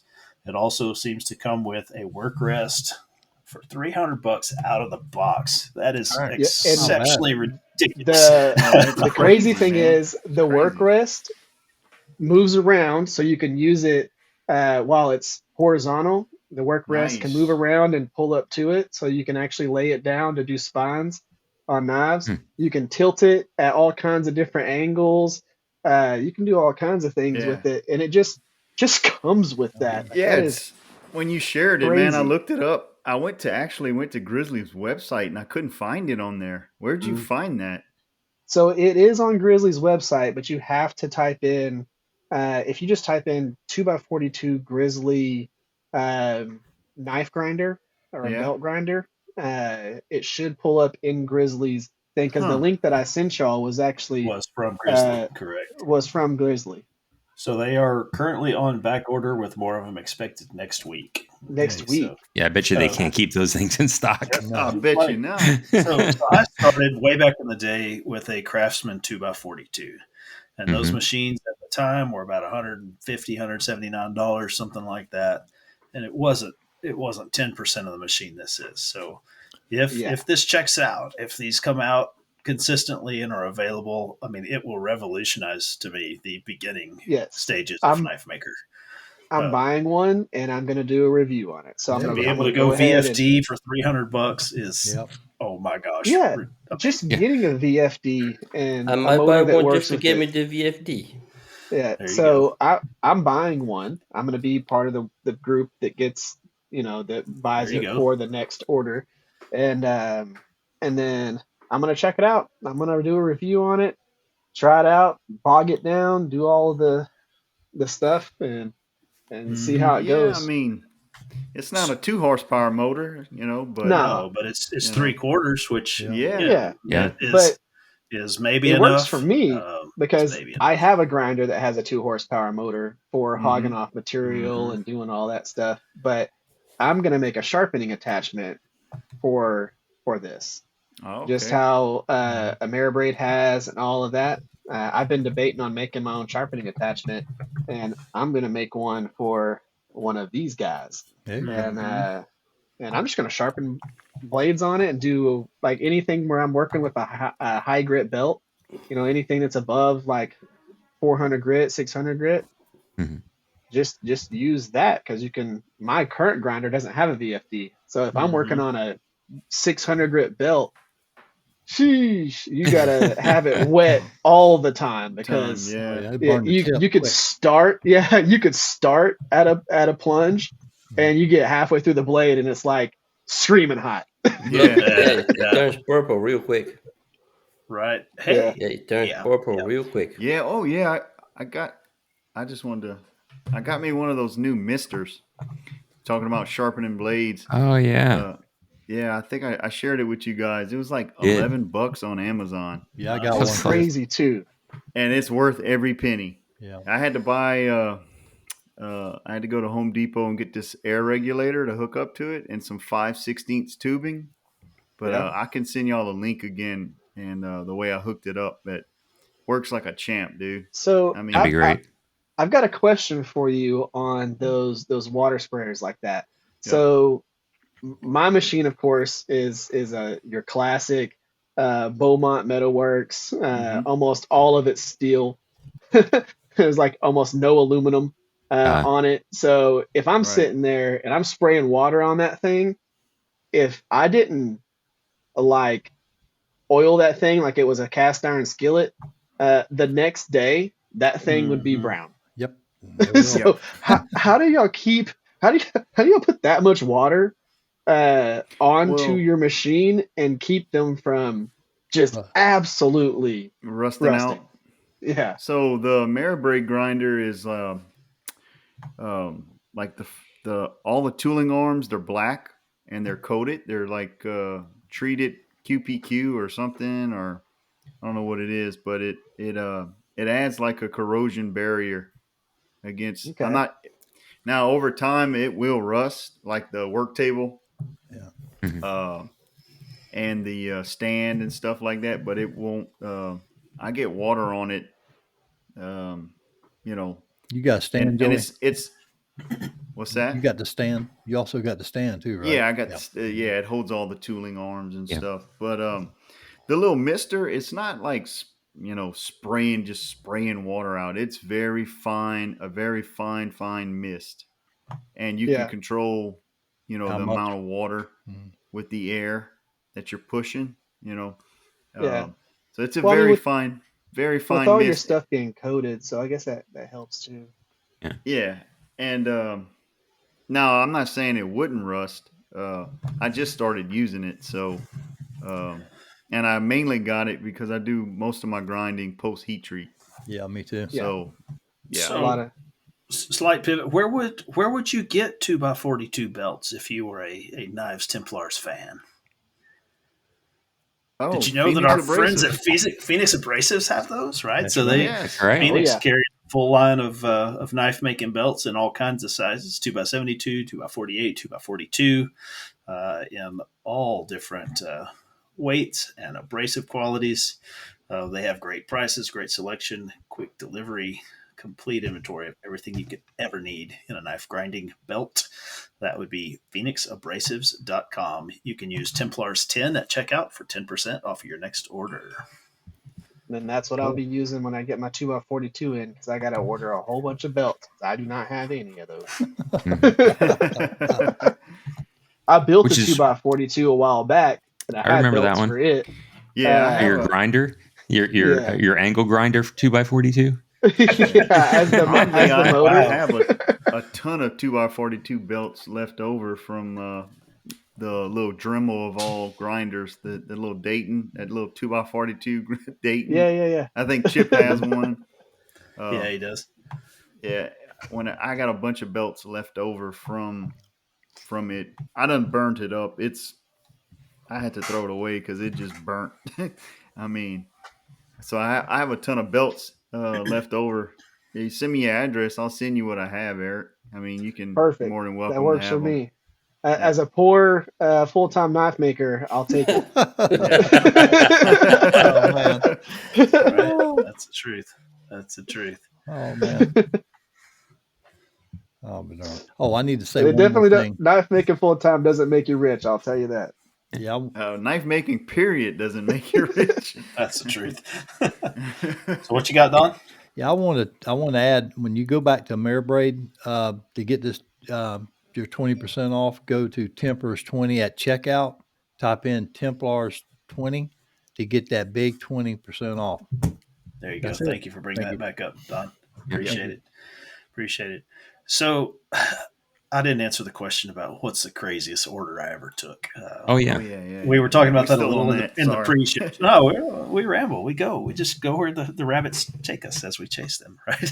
That's it. So Otis and I were talking a little bit before the show about how do you temper or harden a 26 or 28 inch blade when you're maybe when your oven is 18 or 14 or your wife's kitchen oven maybe it'll hold 30 inches across. So the craziest order I ever took was I took an order for 8 cavalry sabers before I had ever made a single cavalry saber. I had made one sword as proof of concept for this TV show I was on that time, right? They said, show me you can make a big blade. So I made him a 24-inch sword, right? But that was it. That was the only one I'd ever taken. And so I had a person that I know with a cause that I support ask me to make them a bunch of cavalry sabers. And so because of who it was, I would say foolishly accepted that. It took me 11 blades to get 8 that worked. Right. It was quite an adventure. So how would you, Eric, Mr. Maker of Random Large Things, how would you approach heat treating a blade larger than your actual capacity? So I get lucky, and I can always make my forge as big as I want. I got enough burners that if I wanted just to take my forge, put it on the ground, and just literally make a 6-burner forge, I could. What I do if I'm not going to do that, so let's say I'm heat treating a sword, the 2-burner forge, which it has a 18-inch internal chamber, and the sword is, again, I've made several of them that are in that 30-inch range. So let's say 18-inch chamber, 30-inch blade. It takes a lot of going back and forth. You have to keep your forge inside your shop, so it would be almost impossible to do this if you were outside and the wind's blowing. Light, yeah. Yeah, and ambient, all that. So you've got to be able to go in and out, and you got to be willing to do that for legit like 25 minutes, because it takes so much time for that heat to spread throughout a whole entire blade, and especially because most swords are going to be about a 1/4 inch thick. Very heavy, yeah. You're not doing a 16th inch sword or an 1/8 inch thick sword, so you got to get that thickness warmed up. Time to get that heat. Yep, and then get it to soak through. Takes a while. I'll tell you, the biggest pain in the butt is your quench tank. Making sure you have a quench tank for a 30-inch blade. Yeah. I've done all kinds of things. I've quenched things in paint can, or not paint cans, but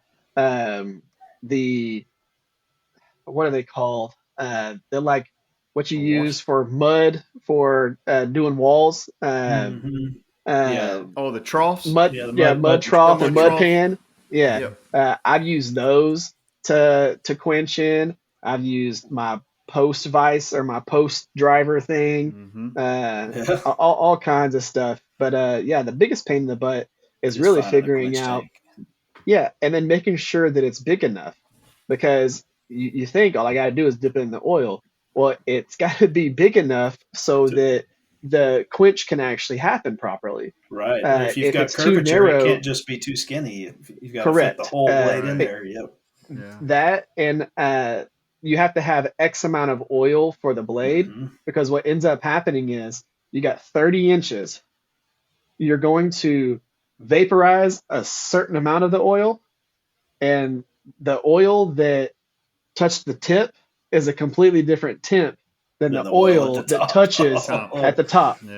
So the tip is going to quench at a different rate than the heel of that blade. So you got to have enough volume to be able to quench the whole entire thing. So it's heating it up's a pain in the butt. Quenching it is a pain in the butt. And then tempering it is a pain in the butt, because if you don't clean the blade and you still have oil on it, you throw that bad boy in your wife's oven. Oh, man. Looks like purple rain. Hashtag do not recommend. Yeah. That's right. So, when you say that the oil that's going to be at the tip of the blade is going to be at a different temperature than the oil at the top of the tank, what exactly do you mean? So you're putting let's say you're doing something that's going to have a 1500 degree heat going into your oil. Because you have 30 inches of oil that you got to go through. Whenever your blade goes in, that oil that you might have, let's say you have it heated to 120 degrees, that blade hits that first amount of oil.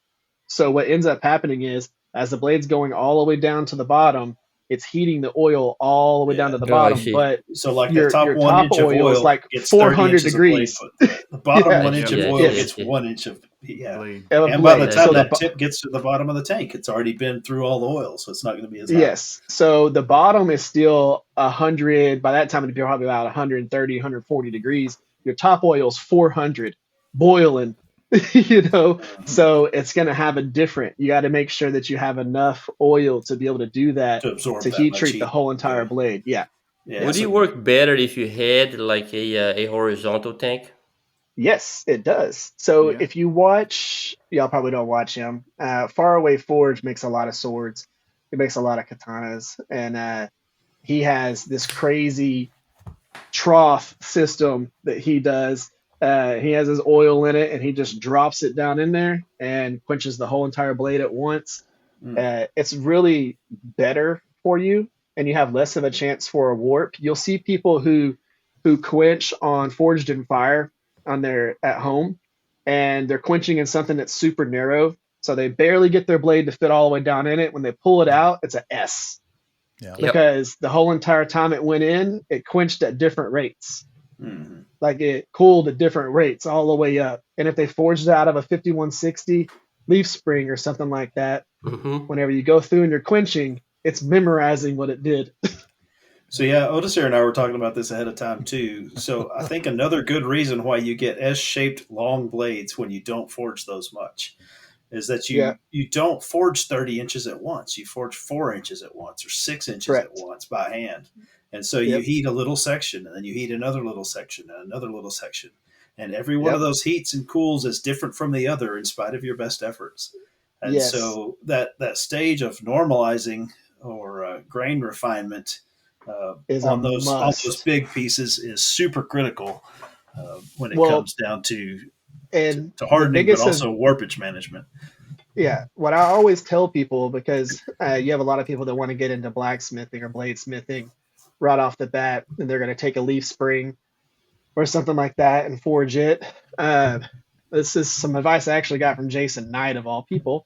What I do is once I forge the leaf spring flat, I do an annealing step. Okay. So once I get it flat, bring it up 1600 degrees, let it cool slowly, and that basically resets the steel. So it turns it's no longer a leaf spring. You forged it flat. From that point forward, it remembers being flat. But after I get done forging, I do an annealing step before I stop. So I get done forging, and then it goes for an annealing phase. And then I mess with the blade later that day or the next day. But I do an annealing step to reset everything after the forging. But I also do something slightly different. Let's say if I'm working on a sword and I've only got 2 hours to work on it one day, I will forge the amount that I'm going to forge. I do an annealing step. Mm-hmm. The next day, I forge again. If I finish it, I do an annealing step. I just do that because if I'm going to let it cool all the way down, I just want to make sure. Yeah. Because you're going to quench it and do all your stuff later, but you want everything to be as relaxed as possible so that you do not do what I did and make something that has a 20-inch plus blade. And then when you go to quench it, it cracks halfway because you made bad decisions and you were trying to rush. That's why I made 8 swords out of 11. Yeah. I will also say that same concept, honestly, is why I lost my Forged in Fire episode, right? Ooh. So I was trying to heat too long of a piece in too short of a heat zone, and my forge opening was small enough that I could not move it through smoothly enough. And so, again, you learn things by doing things wrong, not so much by doing things right. But your mistakes are what train you. That mistake cost me $10,000. So y'all listeners, pay attention. I expect a 3% commission when you win Forged in Fire from using our advice. No. I'll tell you one thing. So I'm submitting my stuff to go on there, and we'll see what ends up happening. But I'm not going to say I'm confident, but I feel like I'm in the realm of confidence with being able to do it with just the amount of forging that I've forced myself to do over this last years. And I'll tell you the one thing that's gonna get me is I've only made a few Damascus blades because I've had to forge them by hand. Right. So I've only done like ladder, raindrop, and like some of those things. And of course I've made kumais and all that stuff, but they're not really asking you to do kumais on Forged in Fire. No. But there's different Damascus stuff that I haven't got to play with. And I've never got to play with the press or a power hammer. So Oh, Um, so are you telling us that you are applying for Forging Fire? Oh Yeah, yeah. yeah. go. Oh yeah. Oh, But I awesome. mean, you have the skills though to do it. Yeah. I mean, it's not like even though you haven't touched one, um, you know, you've Oh done enough. You've done enough yeah. blades. Trust me. Once and your skill set and the aptitude that you have, you'll pick it up real easy. Yeah. That's what I'm hoping. Yeah, especially when you see that clock running. Yeah. 3 hour clock. Right. Don't stop. Oh yeah. That's real.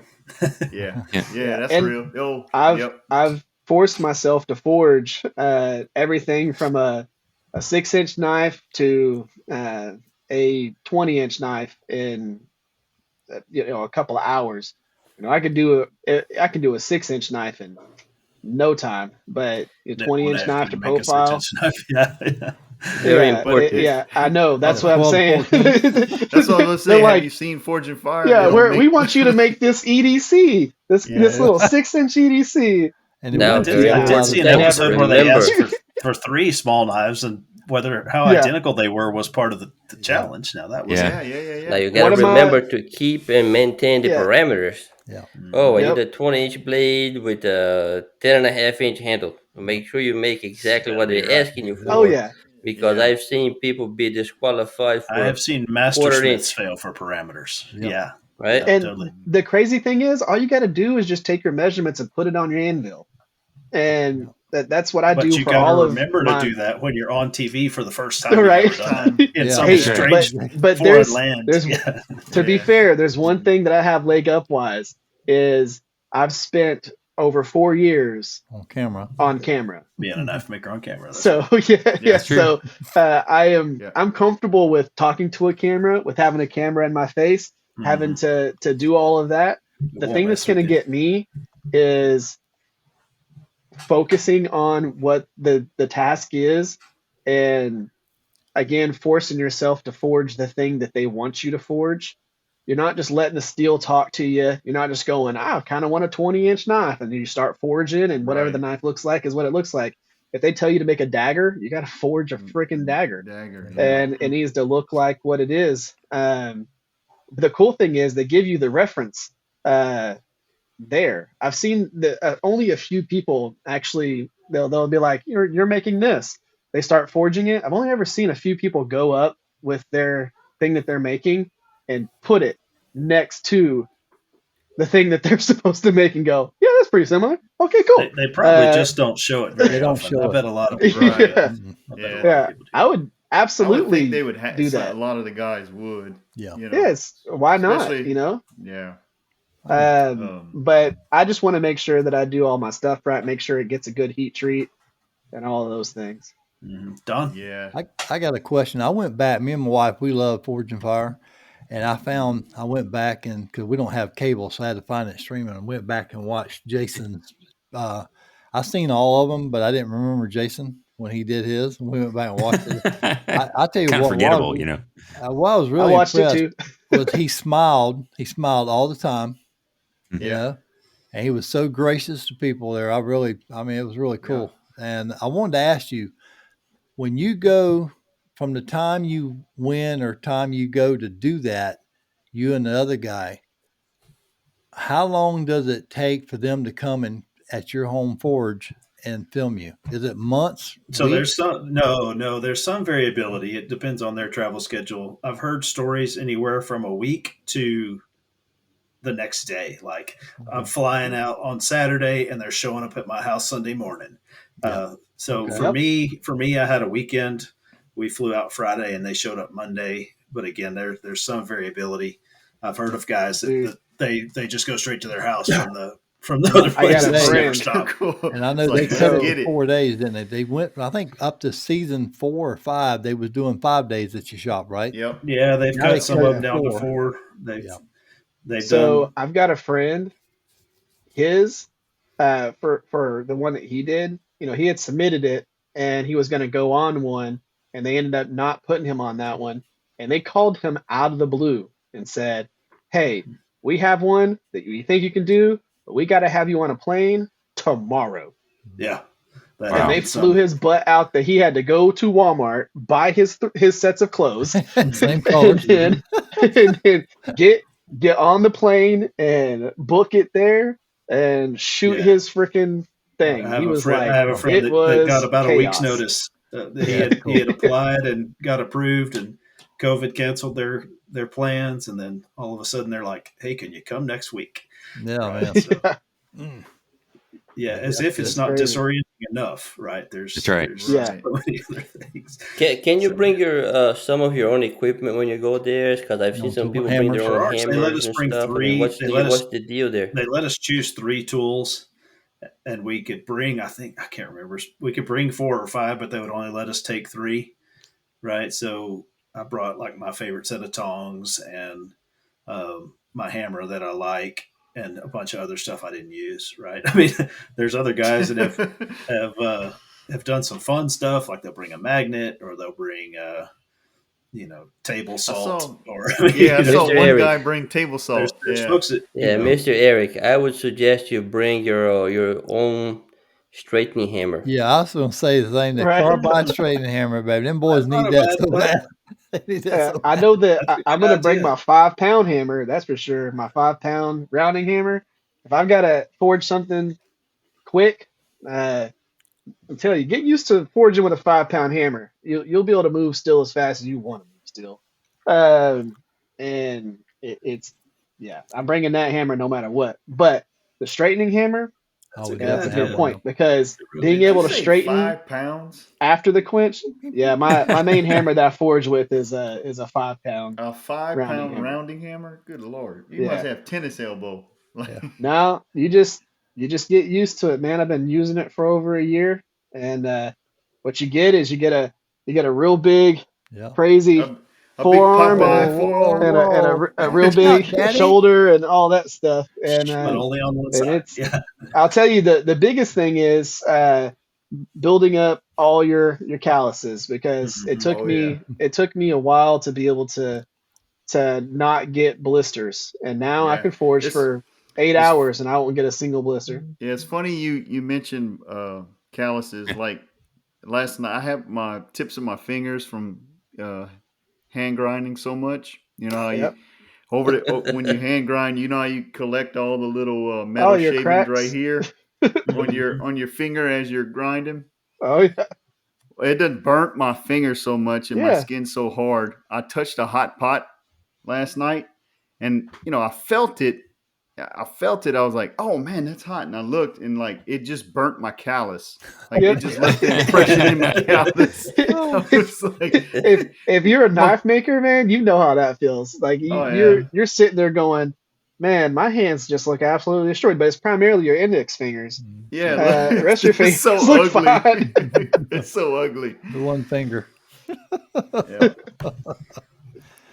That's good. Oh Man. my That's good. God, Yeah. that's true. But yeah, Forge and I fire. think it's going to be a fun experience if I get a chance to go. And the cool thing is, most people say that the best part about it is building the relationship with the other guys that you go Yeah. on the show with.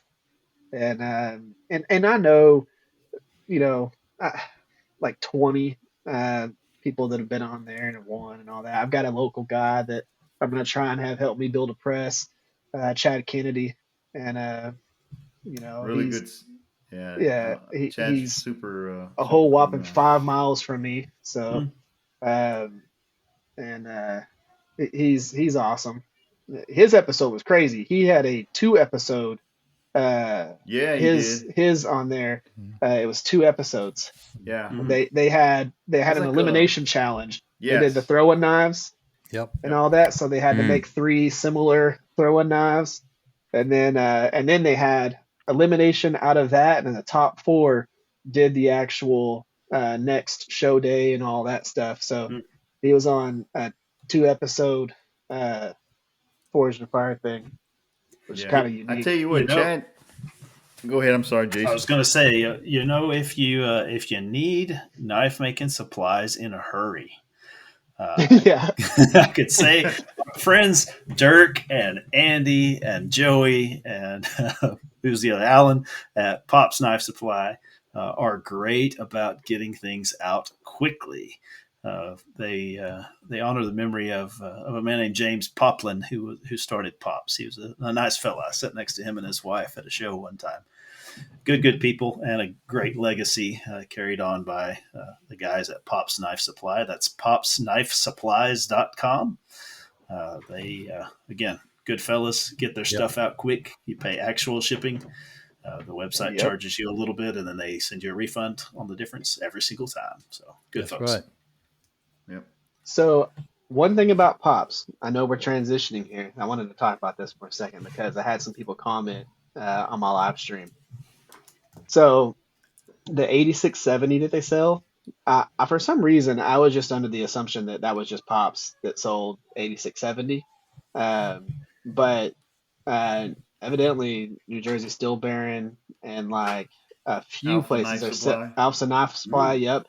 They're all selling 8670.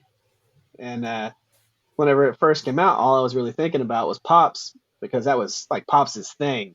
8670. You want it? Get it from us. And I guess people are buying it from all over the place now. Well, there you go. Yeah. Yeah, but I was under the impression that Pops had their own little special fairy dust on that 8670. That's why they Like call their it own Pops special blend? 8670. Yeah.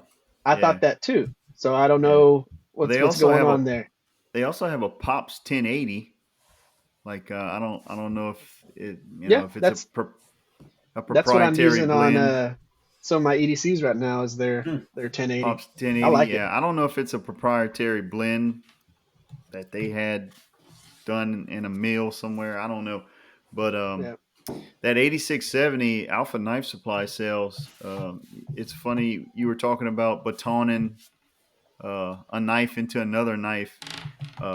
They made a chef knife, an 8-inch chef knife, and they baton it into a piece of 3/4 inch by 3/4 inch square, and a little video at the bottom after they heat treated it.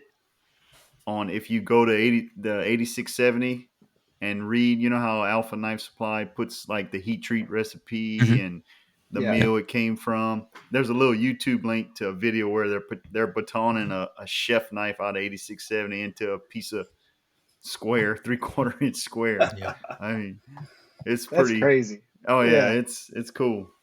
See, I would say the big issue that a lot of people have with 8670 is getting the right heat treat on it. You know, some people that say they cannot get a good heat treat on it. Really? But then I have a lot of people that say they have amazing heat treats, and I've had pretty good heat treats even just out of a forge, because that's what they tell you. Like their biggest like spiel on that is you don't have to do anything to it. All you got to do is just make your knife and quench it. Get it hot and quench it. You shouldn't have to normalize it. Shouldn't have to do any of the things to it. You just make your knife and go. Yeah, they call it simple it's heat like treat. any other steel. It comes to you, spheroidized steel. I mean, now if you read a lot into Dr. Laren Thomas's book, you can do annealing cycles to it to get the grain structure in more of a pyrolytic state, which will help if you're gonna heat treat out of a forge. Yeah.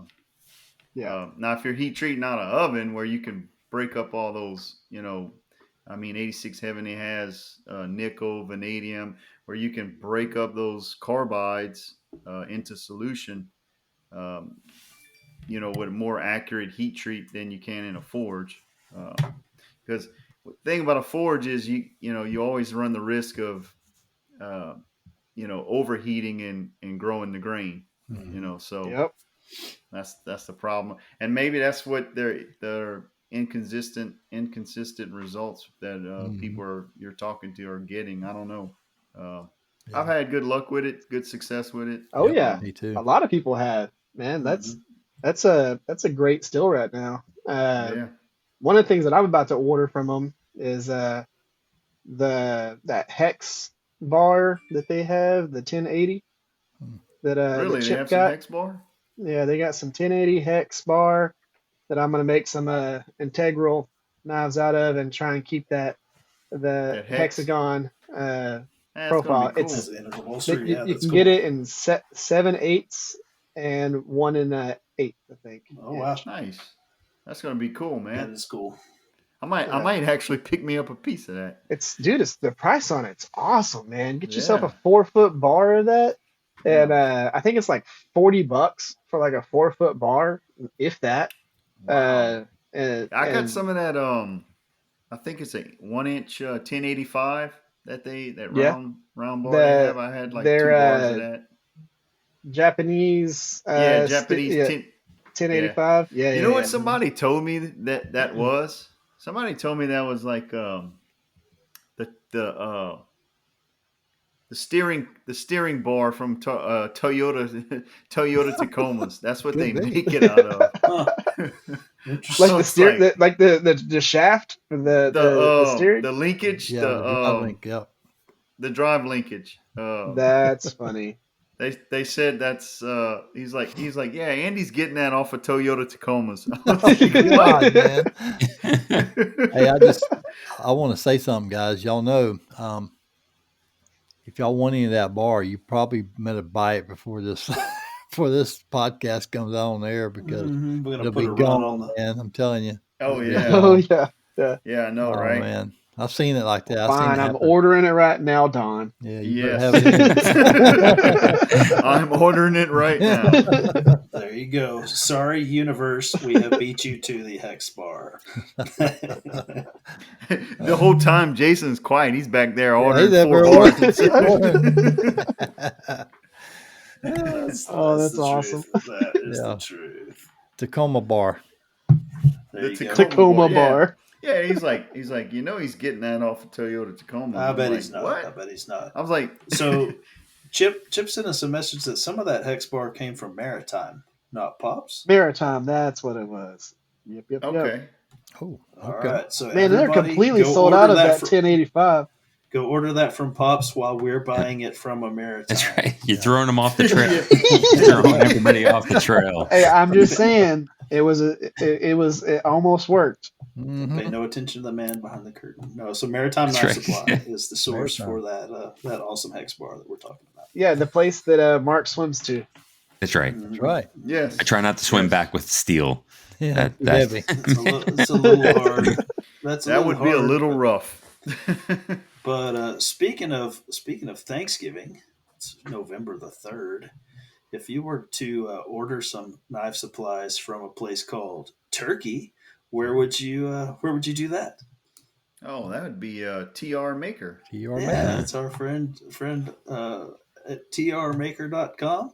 They offer high quality and fast service from Istanbul, Turkey, to every country in the world. They've got a great line of knife making tools to do all kinds of jobs. They're kind of pushing the limits on innovation of tools and things. So They are. that is Yeah. tr-maker.com.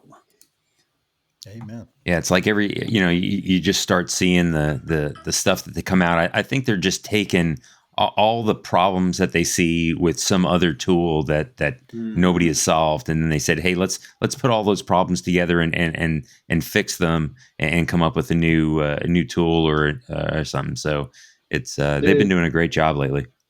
Their little guard press is actually pretty awesome. That thing Yeah. is cool. It's a little bit fancier than Otis Sears coat hanger, but Yeah. it's, Oh yeah, that little it, piece that slips on and you can anchor it and keep. Yeah. That is. yeah, Okay, that look. that thing's All pretty right. Hold on. crafty. Hey, hold on. Yeah. Time out right there. I was a mean Listen, kid. man.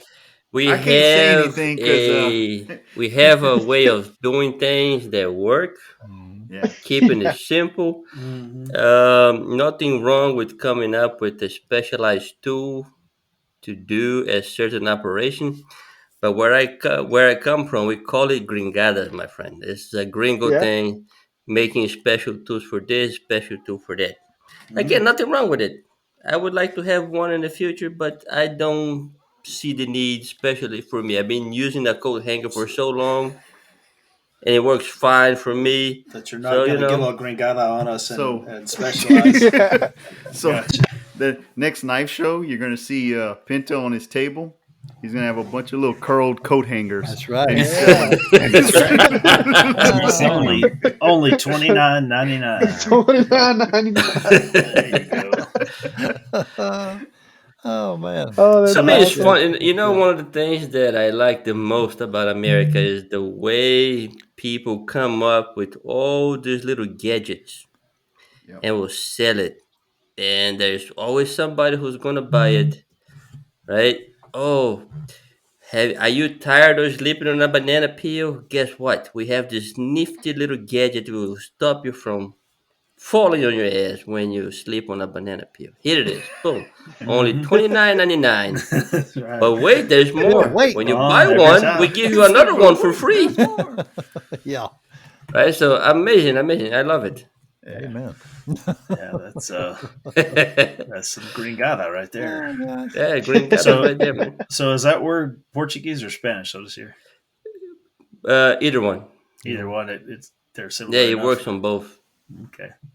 Yeah. All right. So yeah, we know that a gringo is in Spanish anyway. Is kind of just a semi-pejorative word for a white guy, right? Americans Is that in fair? general. Yeah, Americans in general. in this Americans case. in Yeah, general. that works. Yeah, no, when American person goes outside of the country, especially in Latin America, in Hispanic speaking countries or Brazil, Portuguese, right? Oh, there's a gringo right there.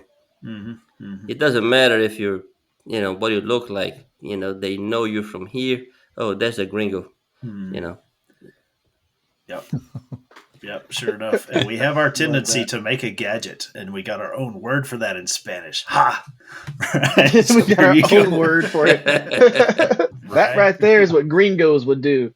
That's exactly the truth. That's exactly You're I making guess, it too fancy. I love the way people do things here. It's just that a couple of things I see, I look at it and don't really need it. Nah, maybe next time. No, and I agree with that. There's a lot of people who make tools for knife making that are not super flashy, and it's like, what do I use in my shop now? I use some of Kyle Daly's stuff because I like the simplicity of some of the things. But I see that like sander, that TR Maker sander that Chip has, and that thing's super fancy. I mean, that is super cool. It looks like it'd be comfortable to use and all that. Yeah. I'm gonna use my Kyle Daly one, but if I had that, I would probably use it too. I think it's pretty cool how that works, and it looks like it's got good handles on it and everything. Yeah. But all the stuff he makes is like out of billet aluminum, and it's anodized. It's super nice. Yeah. Yeah, it I looks have real a worn out file with a golf ball at the end.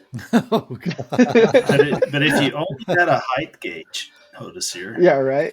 If you only had a height gauge, it would be all better. Dude, that I have I a height- want that. I saw that and that looked cool. Mark. Yeah.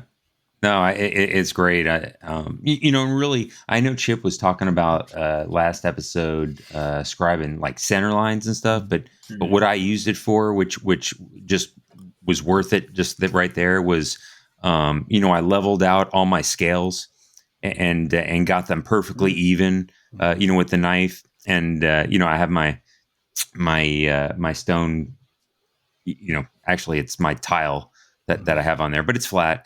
And but yeah, it was just perfect because my scales weren't perfectly flat, and just starting with some really flat level parallel lines for your scales, so that idea. both scales are the same width, from your center line of your knife. I just set my knife up on a little 1, 2, 3 block, and then I kind of scribe a line on one side, and then scribe a line, flip it around, scribe a line on the other scale, and then I just sand it down to that line, and also now all my scales are perfectly the same, so it just worked out well. That is a great idea. Now, I've never how heard big tip is that? before. How big is that tool that you bought? So the base is From probably the like pictures, look like a 2-footer, man. well, the base is probably about a 4-inch by maybe 2-inch, base, and then the height is probably 12 I don't know, inch. maybe a 12-inch, maybe 16-inch, I at the think it's most. 12. I have that same height Yeah, I do gauge too. It's that like you got 12 from inch. Pops. Yeah. Yeah, it's real 12 solid. inch. Like Oh, yeah. I'm happy Heavy, with it. too. Like it doesn't feel, it feels real accurate. Yeah. You got a It's carbide tip Is in it it, and how much did it cost a you? Shars? Yeah, it is. It is. Yeah, Mhm. yeah, yeah. Yeah, so Is it Shards a looks like they carbide tip? sell a 6-inch height gauge with a dial Yeah. gauge there. Digital. No, not digital, but a height gauge for $40.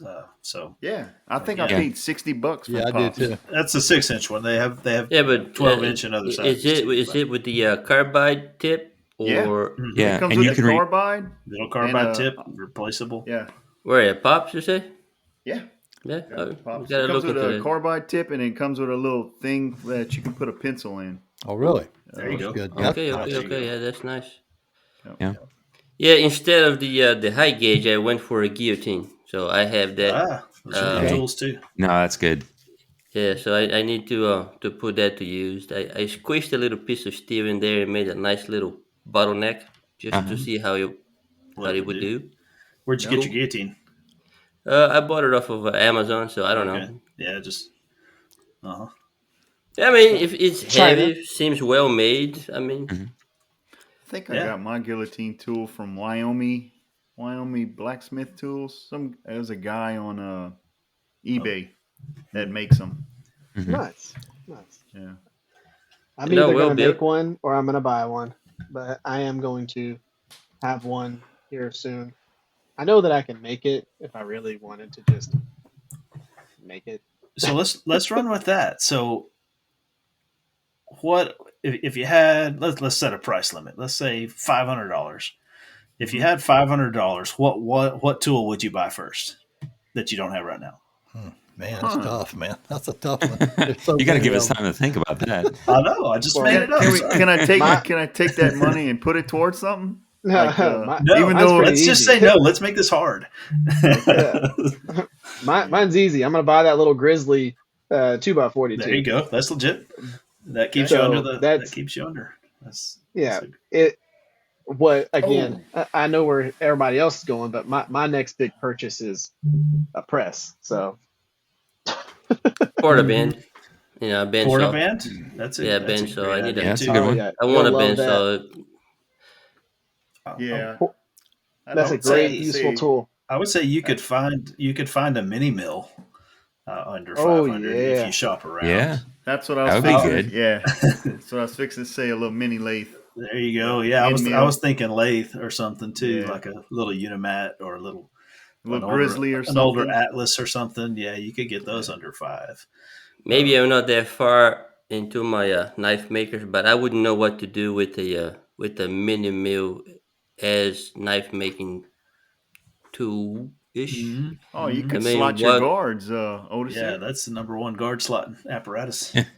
Yeah. Oh. Slot your guards, man. He's I like, have I a already do Dremel and a that, so I file don't guide, need- and it works Yeah. fine. It does work. It does work, but it goes faster. It goes a lot faster.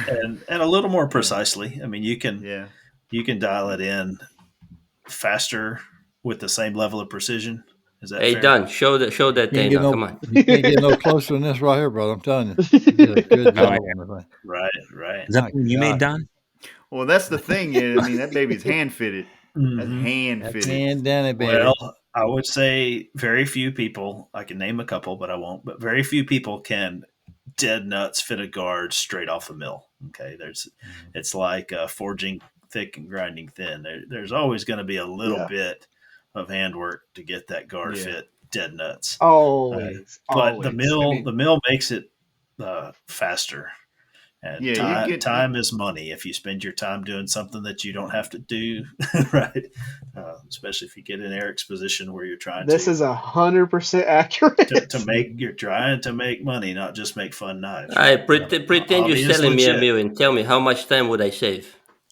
Because I can so get a if you're- guard. Okay, I can get a guard from start to finish within, if I focus 100% on it without messing around, without looking outside to see if there's a deer or a goose or something that I can pop. Gooey. I can get it done within maybe 2 hours. Yeah. I'm done. I Start would to say- finish. Feed I it, would say, hand okay, so sanded, if you've got everything ready to Okay, set. I'll take a stab at that. So if you're starting from bar stock and you're cutting a slot and you're cutting a profile, and then you're cutting the side profile, right? That's your moves to get to 2 hours. I would say you could get to. Again, I'm not a wizard with my mill, but I can cut that slot and cut that bottom contour off of the mill. Like I'll use a 1/2 inch or 3/4 inch mill and cut that round on the bottom. And guess what? That matches the radius of my small wheel, so I can sand it faster too. Right. So I couldn't tell you. I mean, I think I could get it. I could get it from bar to ready to glue up in an hour pretty easy. No, that's good. But again, my process is I tend to do my final polish after glue up. Like I'll get it real close and polish it out. So I mean, we don't do it exactly the same way, but yeah, using the tool, it just makes it faster. Now, is it worth $2,000 and a Bridgeport? I'm not telling you that I don't space? want I don't know if it. it I is. want I it don't know if because it there are is. a couple of things that I was thinking about Mhm, doing in the mhm. beginning, and one of the things was setting my shoulders on my Yeah, That's what I was because gonna that say. too. You can do Yes. that with it. but you know, And it's not even just doing I that. So would let's say be you want to do the step down where you go from the Casso down into the tang, and you can meal that ledge down into the tang, and then also do your shoulders. Yeah. There's a lot of things Mhm. that you can do Oh with the yeah. mill. I would You be put that file I guide would up be more there and make a inclined to buy pass. like a mini lathe, you Yep. know, Mhm. so I Square could. off your handle material. Yeah, I flatten You and can square put your handle material with the mill. Yeah. yeah. So Yeah. kind of like Don Dude. was talking about getting everything parallel, I can take a janky shaped block and fly cut one side with the fly cutter, and That's then right. index everything off of that Index. side and make it. I can make it square. I can make it rectangle. I usually just make it parallel. Like I'll cut one side flat and cut the other side. I'll also use the mill to cut the front of the handle material where it butts up against the back of the guard. Okay. Right, I'll do that in Hmm. the mill Get it. because I Yeah. know that it's dead nuts 90 degrees to the axis of the knife. Right, so your shoulders are cut 90, your handle material is cut 90. Pretty hard to put that blade in that block crooked. Right, if Hey, it's on Don, Right. show that knife again. Yeah. I'm sure Otis here got it right without a mill. But again, to me, these are just little tricks that make Yeah, it get it faster. closer, Don. And A time closer is look, money. huh? If you only have to mill it once, that's better than grinding it and rechecking it 6 times. Yeah, no, Yeah. you're right. Now, anything that makes the job easier, of Yep. course, is better. Uh, One of the things that I noticed, I was watching Kyle Royer, and he does a lot of high end stuff, and he uses a Oh lot yeah. of high end equipment. His One of the Dremel tool with things his that, deburr yeah, one of the things that magnifying glass. I find it cool, and at the same time I dislike is the usage of those tools in the making of a knife. I like it and I don't like it at the same time Mm-hmm. because as a beginner, somebody's going to look at it and say, "Oh, so I need like $30,000 worth of equipment for me to make a knife," Mm-mm. right? And absolutely not true. I mean, you can start, with simple tools the way I'm doing right now. I mean, like I said many times before, my biggest tool is my 2x72 and my drill press. Everything else is hand tools, hand files, file guides, and a little bit of time, and you get it done. Mm-hmm. And I'm not against that's one of the having those things that tools, makes. and I want to reach a point where I have those, right? Yep. Yeah, I'm not knocking. yeah. I'm saying I want those. It's just that as a beginner, looking at a job of that magnitude and skill, and I want to use the word perfection, will intimidate a person. So what I want to say is, if you're starting, don't be afraid to get your hands dirty. Yeah, Yeah, that's one of the correct. things I think that's I great think about this podcast compared to some of the other ones is that you know, yeah, we all wish we had, maybe we don't. We all wish we had all the best tools, but we also realize Yep. that we didn't start with that. None of us started with that, right? And Nowhere we near it. take you wherever you are in the journey and just try to bump you one more notch. Mm-hmm. I just want to say if there's anything Otis here proved is it's that you can do it without you can definitely do it without those tools. I mean, just look at his work, and there's the proof. It can be done. It Yeah. absolutely can Now be done. having He the could. tools absolutely is oh, how much I wish I had all those tools, right? Yeah. But until I get there, I do the best I can with what I have. It's one of those things where you adapt and you just put that extra 10 minutes, like on this little tanto that I'm working on right now. The tan I had a toes. little bit of a Tan toes. scratch right there, right? It wouldn't come out. It took me an extra 30 minutes of 220 and 400, 220, 400 until I got that scratch out of there. So I think that is something that is more important than, oh, I'm gonna buy a special tool, right? But if you So, needed a new forge, though, where could you get one of those? oh, Oh, Which is Majestic Forge. my favorite tool.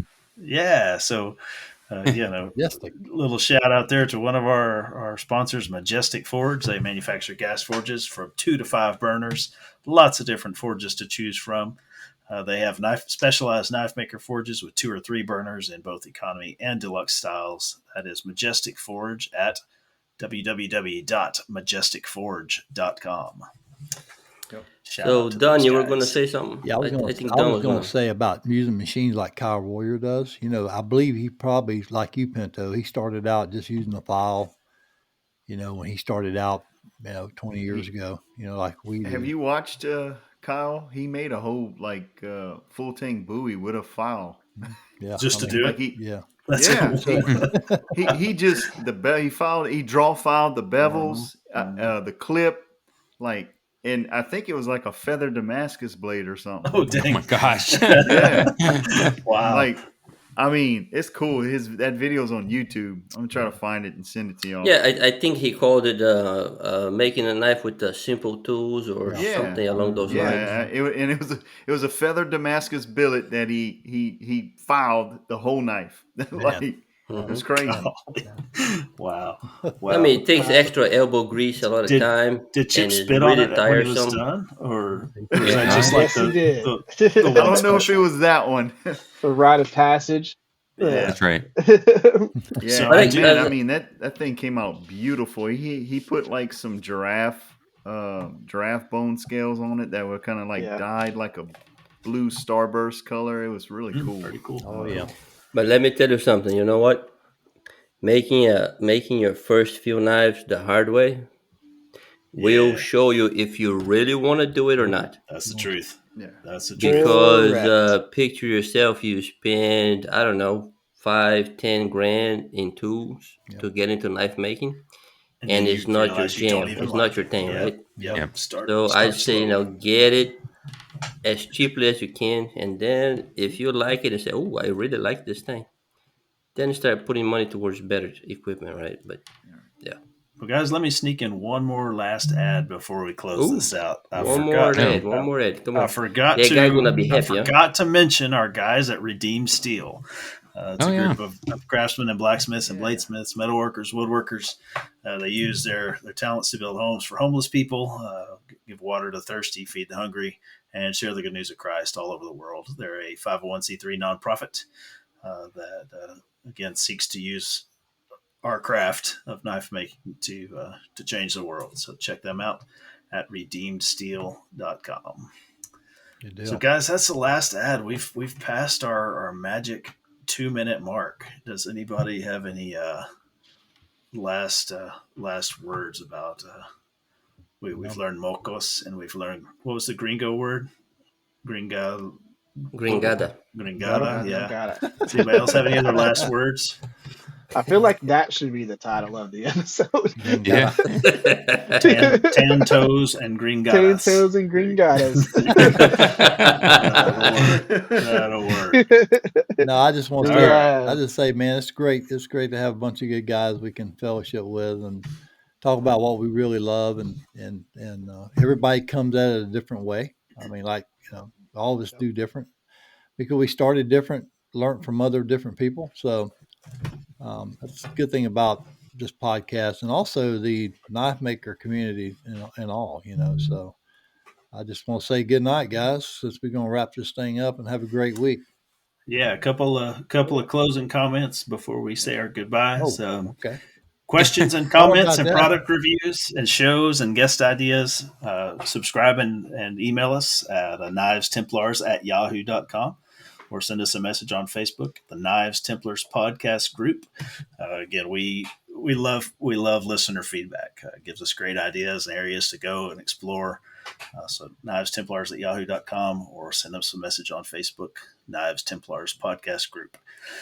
I think we successfully mentioned everyone on this list. The episode was sponsored by the Rivers Experience, Redeemed Steel, Knife-Wood.com, Ameribraid, Majestic Forge, Byford's Guns, didn't mention them, Pop's Knife Supplies, Maritime Knife Supply, also our friends at Housemade and Phoenix Abrasives.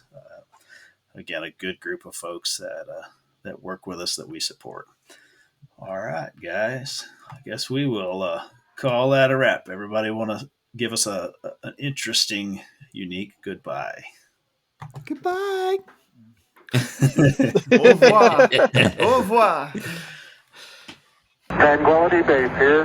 The Eagle has landed.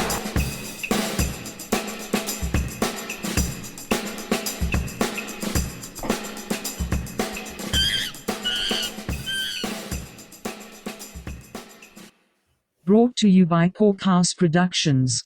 Oinky oinky oinky. Oinky oinky oinky. Oinky oinky oinky. Oinky oinky oinky. Oinky oinky oinky. Where's the pig sticker?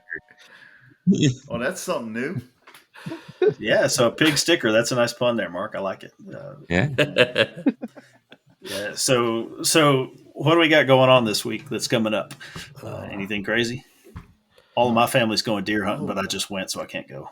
Oh man, I have a collective question here on this. I mean, I don't know how I'm going to finish. I thought about making a disc guard, and I had it, and then I said, nah, forget it. It didn't look good. I'm thinking about making like a cross guard, straight, or I don't know, maybe a kind of a U shape. Yeah, because it's tempting to go symmetrical, but I think you're on track with the split guard. Yeah, I would do that. If you make it U-shaped, it would resemble a sigh. Mm-hmm. It would. Yeah. It would. Like the Teenage Mutant Ninja Turtles. Yep. One of the things that I would think would look pretty cool on that is if have you seen how people do the Quillian daggers? Like how they do their guards on those, where they're a little, they got a little design, a little something. But a Quillian dagger guard, that would look pretty cool on that, because it wouldn't be like super intrusive, but it would be, something that you could do. Either that or go as simple as possible, and don't go too crazy. Yeah. But the next thing I gotta figure out is how to make a round handle. Because it has to be round. It have to be round. Do a leather stack. Do a leather. I thought about doing the leather stack, and I messed it up. Like the Fairbairn, yeah. Yep. That'd be do cool. A leather stack. I would, if you want it to be round. We'll find out. Yep. Oinky, yeah, oinky, oinky. You could do a stack of pig leather. There you go. Yeah. The chicharron handle. Chicharron handle. Okay, I like it.